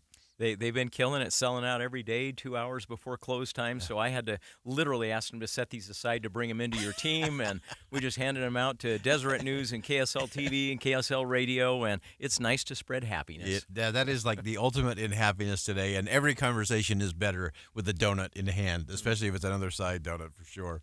Well, that's great. Well, let's dive on in. If you're just joining us over the last several weeks during the course of the summer, we often talk about how do we have the elevated conversation. Now we're getting into the practical tacticals of how do you actually do that, whether it's around your kitchen table, whether it's in your community, or conversations we need to have as a country. And so, Joseph, give us a quick recap first for our listeners who are just picking up on things, and then we'll dive into some of the new territory. Yeah, I mean, the basic concept here is that there are some conversations that shape our lives. They shape our careers, and we call those crucial conversations. They're conversations where you come into it feeling that the issue is really high stakes for you. You also come into it expecting the other person to disagree with you, and you come into it with a lot of emotion, not always healthy emotion. And so those three conditions turn this from casual to crucial. And it's really even less about the topic. It isn't just about which way the toilet paper hangs in the house. It's about how those conditions affect my emotions, and that's what we're going to address today. How do we deal with that component of a crucial conversation so the emotions don't take us into a ditch? Yeah, and it is the ditch. It's steering clear of the ditch, staying on the road and on the path, and in the conversation is a big part of it. Because a lot of times when we allow those emotions to really drive and dominate, we end up either shutting down, disconnecting, running away, or getting into the worst behavior of dominating. Yeah, that's exactly right. Perfect example of that. I think as we were doing some of our original research, I was watching an interaction once between a doctor and a nurse. The doctor had just come in and was hoping to deal with a couple of patients, and the nurse said, "Hey, would you please go discharge the patient in room 220?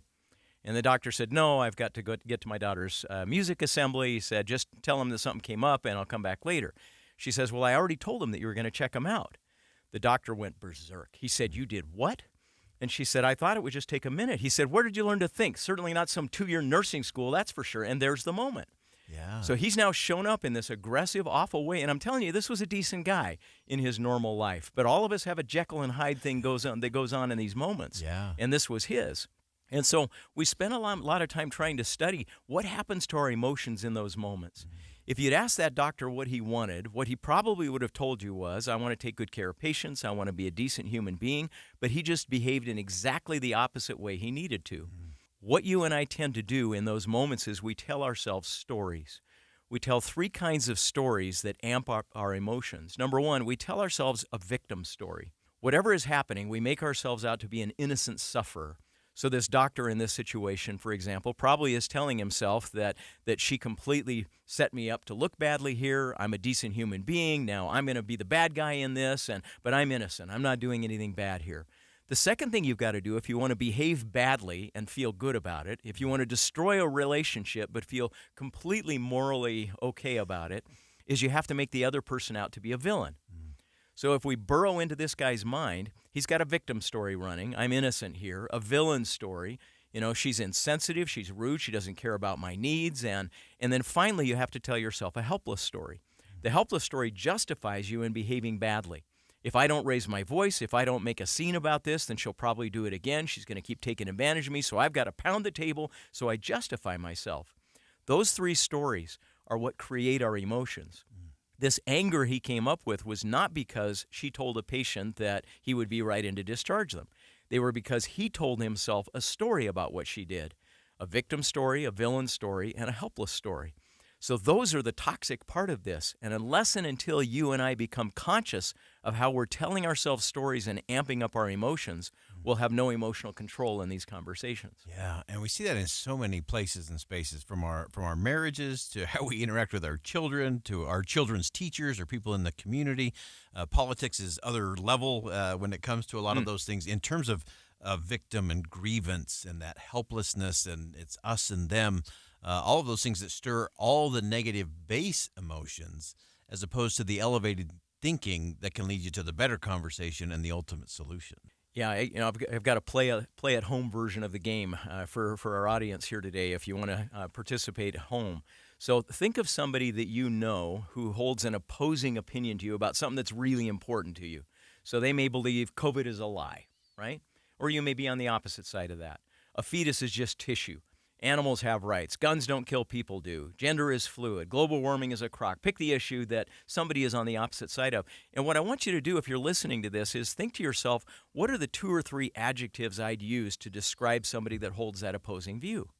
And my guess is most of us will surrender those pretty quickly. You know, they're idiots, they're evil, they're stupid, they're morons, they're ill-informed, they're whatever it is. And so pick the adjectives.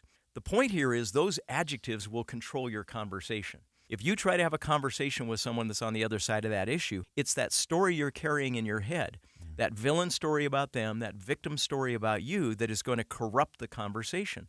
Unless and until, number 1, we acknowledge we have that story, and number 2, learn to refute that story, interrogate it, we'll never be able to talk across the divide. Yeah. And let's walk through that just a little bit. I want to unpack that because I think that's so important for us. So obviously that recognition first, I'm heading down a bad story path, but then walk us through, as you said, kind of dismantling that or refuting that story path that you're on. Yeah, I'll do it from the nurse's side of this story. Yeah. So he just said to her, where did you learn to think? Certainly not some 2-year rinky-dink nursing school. And you could expect that she could feel enraged. She could feel insulted. She could feel a moral indignation about what he's done. Go report him immediately to HR, which maybe she should do. But let's just pause for a moment and assume that she wants to deal with this immediately here. The first thing she's got to do is realize this rage I feel is because I've got a victim, villain, and helpless story.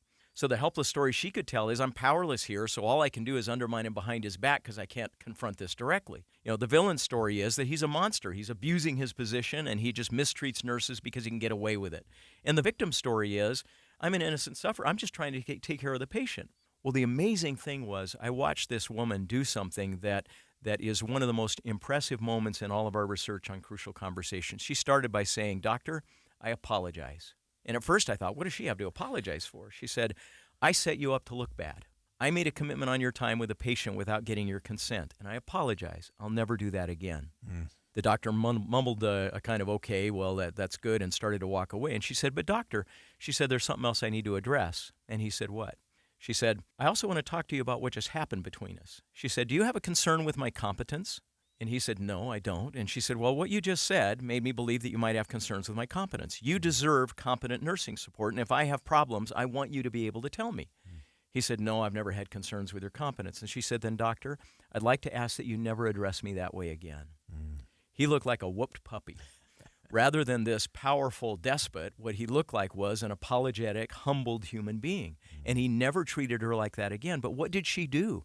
First, she had to step back off her story. She recognized she wasn't an innocent victim here completely. That doesn't justify his treatment of her. Right. But that she actually had played a role in inciting the circumstance, and she took responsibility for that. Second, in her mind, she made him out not to be a monster. She said the question she asked herself to change her story was, why would a reasonable, rational, decent person do what he's doing right now? She said immediately to her mind came circumstances where she had behaved inappropriately. She had been aggressive. And she said, and now she could see him as a human being, a flawed human being that needed to be addressed. You back down off the victim, villain, and helpless story, and you can approach people with a lot more grace and a capacity to enter the crucial conversation. Yeah, that humility always leads to the kind of curiosity as we start to see the dignity of the other person, which gets us to the humanity. And as I like to say, it always gets us to the divinity that we all share together on the planet. If you're just joining us, we're having our crucial conversation with Joseph Grinny as we round out our summer series here. We'll step aside for a quick break. We'll come back with some final thoughts and some final lessons for you as we lean into crucial conversations in our homes, our community, and as a country. We'll be right back.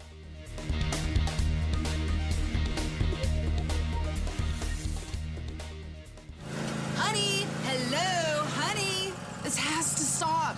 Mowing the lawn? I can't. It grows too fast. You planted grass in our bedroom. Yeah, the green is a great compliment to the blue walls. You planted grass in the hall and the kitchen, too. I know. I love grass. Yeah, I love grass, too, but not everywhere. Does that mean I have to get rid of the riding mower, too? She handles great down the hallway.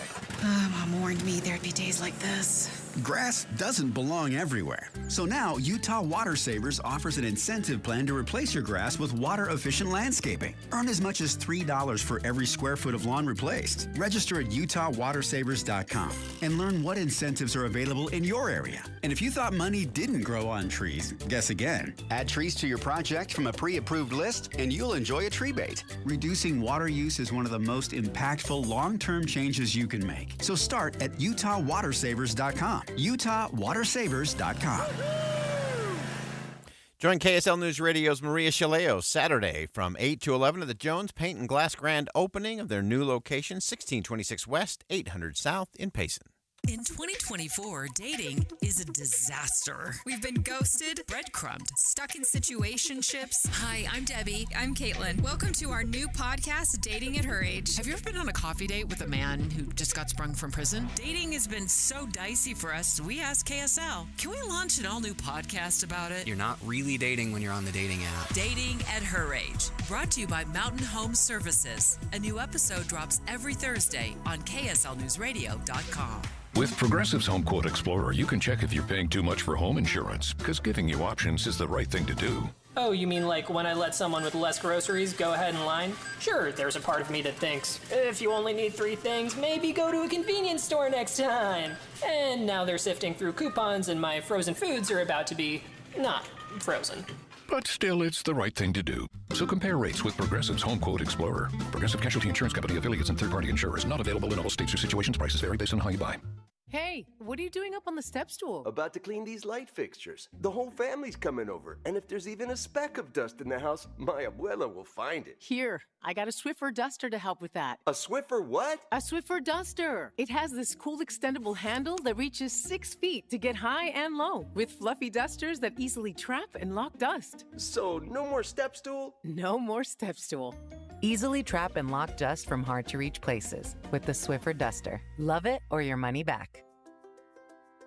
My wife and I always loved doing everything together. Jiu-jitsu, kayaking, and intimacy was always on point. It was around my early 30s when I noticed a downward trend. Watching a lot of TV, putting on weight, and just full of self-doubt. I had tried another men's clinic with disappointing results. It's the personalized treatment I receive at Revive Men's Health that has been the complete game changer for me. I've got my energy and motivation back, I'm feeling stronger than I did in my 20s, and it made me a much better husband to my wife. I'm Eric Ramos, healthcare provider at Revive Men's Health. If you are always feeling tired or moody, have a difficult time sleeping, or decreased libido, you may be suffering from low testosterone.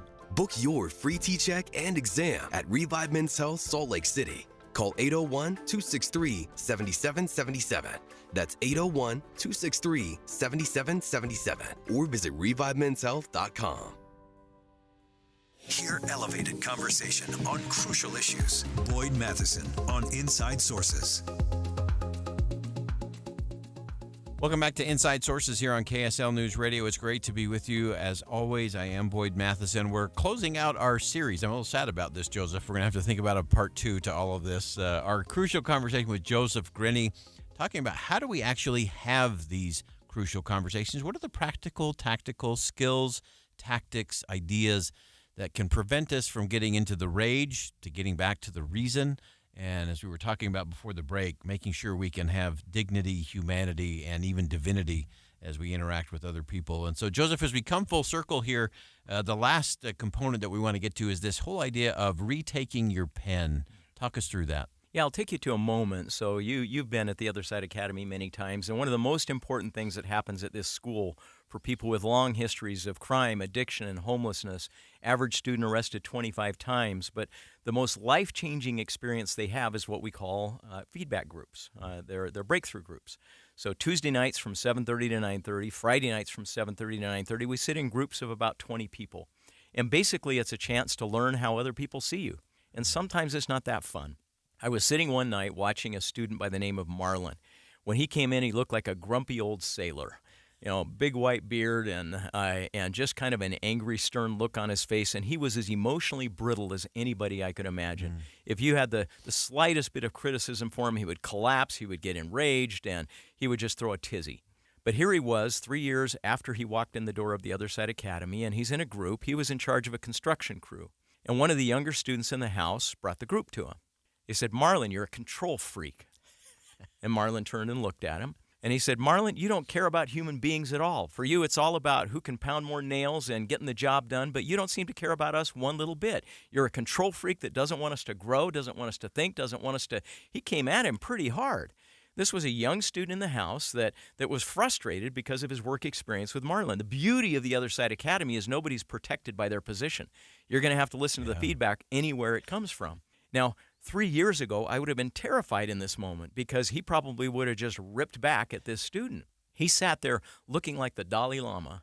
He sat there with this look of complete peace on his face, was able to take it in, asked a few questions, and really got to the heart of what was frustrating this other person and grew as a result of it. It was a remarkable thing to watch. And over the 9 years that I've been at the Other Side Academy, I've noticed there are 4 skills that people develop that help them learn to retake their pen. What we mean by that is usually the reason we're bad at receiving crucial conversations, at getting critical feedback, is because we surrender the definition of our self-worth to other people. Think of it as your pen. Yeah. That if other people are holding your pen, they get to author the terms of your self-worth. And what students at the Academy learn to do is take that pen back and say, no, I'm responsible for my sense of dignity and worth, for my ability to feel secure, irrespective of the feedback that's coming to me.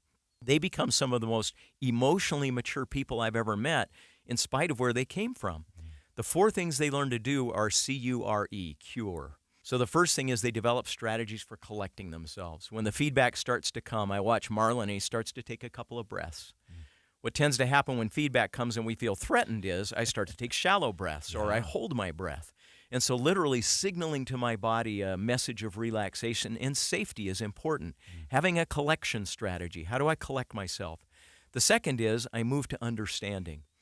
The beauty of what students at the Academy learn is they start to ask questions rather than defend. If that person sees me as a control freak, they probably have a reason for it. And so I ask some questions. I become a good reporter, a good investigator. Well, what did I do? And how did I show up? And how often has this happened? And they do it with a legitimate curiosity. The third is a recovery strategy. Once I've understood, sometimes I can be so upset and my heart's racing that I might need to go collect myself a bit. Don't respond in the moment. Don't feel like you have to resolve everything right now. What students at the Academy say is just take it to your pillow. Just go sleep on it. And tomorrow morning you'll have a little more clarity. And then you can sort it out and figure out which part of this do I want to embrace. And that's the E part, embrace the truth. So it could be that 90% of it is BS. At the Other Side Academy, we call it throwing 50s on it. So if you're exaggerating, you're overstating, you're telling a story to try to make yourself look better or whatever, go ahead and sort it out and throw the chaff out. But there's always weed in it. Yeah. There's always something important.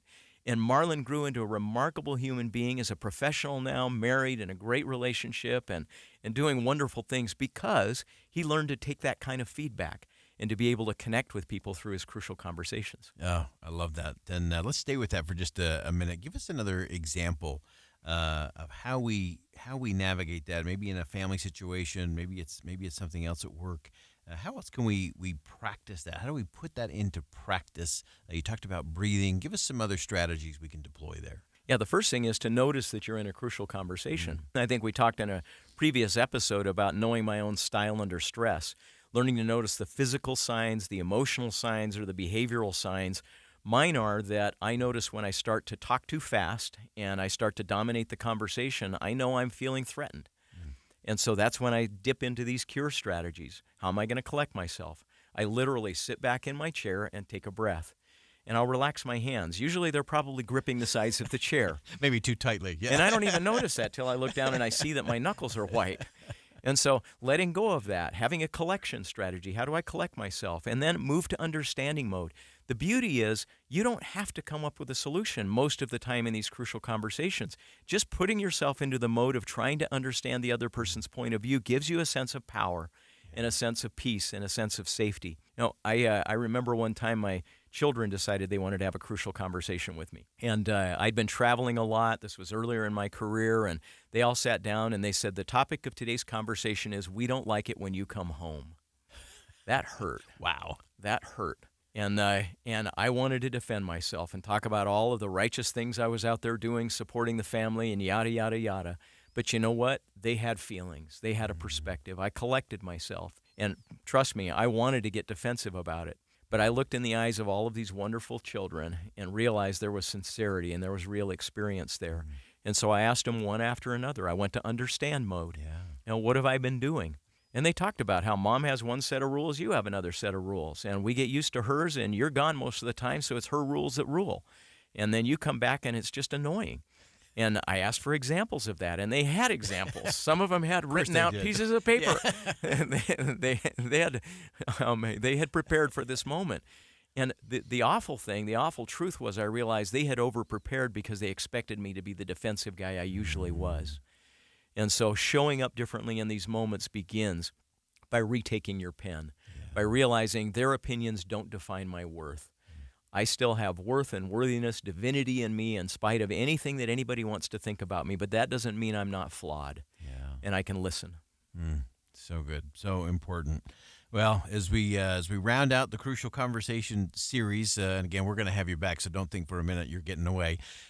Joseph Grenny, give us one last thing to kind of go out on. And we're going to encourage everyone to go back through the podcast. They can go to Crucial Learning. We'll put that on our social media as well, so we can continue in this process. But if there was one thing that people could walk away with and do different or think different today, what would that be? You know, one of my co-authors told me that his neighbor one time said, thank you for that book, it changed my life. And he said, well, what was your favorite part?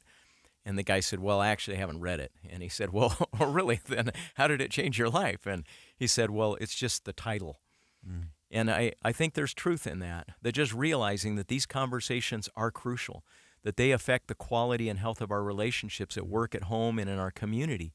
And learning to just be attentive that getting a little bit better at these profoundly changes your life. I've gone from probably a C- to a B- in my crucial conversations.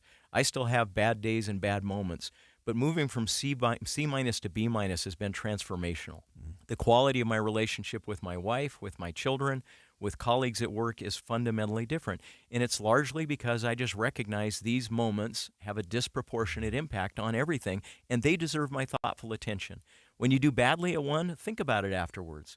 Pull the book out, review these podcasts, and ask yourself, what could I have done better? And then just work on one little thing. The goal is not perfection, it's progress. And those moments do matter. They are crucial. And we have a lot of them in our individual lives. We have a lot that we need to get to as a country. Joseph Grenny, thanks for being our Jiminy Cricket and navigating us through all of this, as always, and for all the extraordinary work. If you haven't checked out the Other Side Academy, the Other Side Village, we have some big things coming up in the fall. We'll have Joseph back for. Check out the Other Side Donut, one of their newest social enterprises. All an extraordinary story, all transforming lives and really making history, changing history. People who were on a downward path or stuck in a cycle and are now just doing extraordinary things. So thank you for your work. Thanks for being a friend of the show. Likewise, thank you. Doesn't get any better than that. Joseph Grenny, the Other Side Academy, the Other Side Village, and of course always leading us to do better in terms of those crucial conversations. Well, that wraps it up for us on Inside Sources today here on KSL News Radio. Thanks for joining us. I am Boyd Matheson, and as always, as you go out into the world today, make sure you see something that inspires, say something that uplifts, and do something that makes a difference.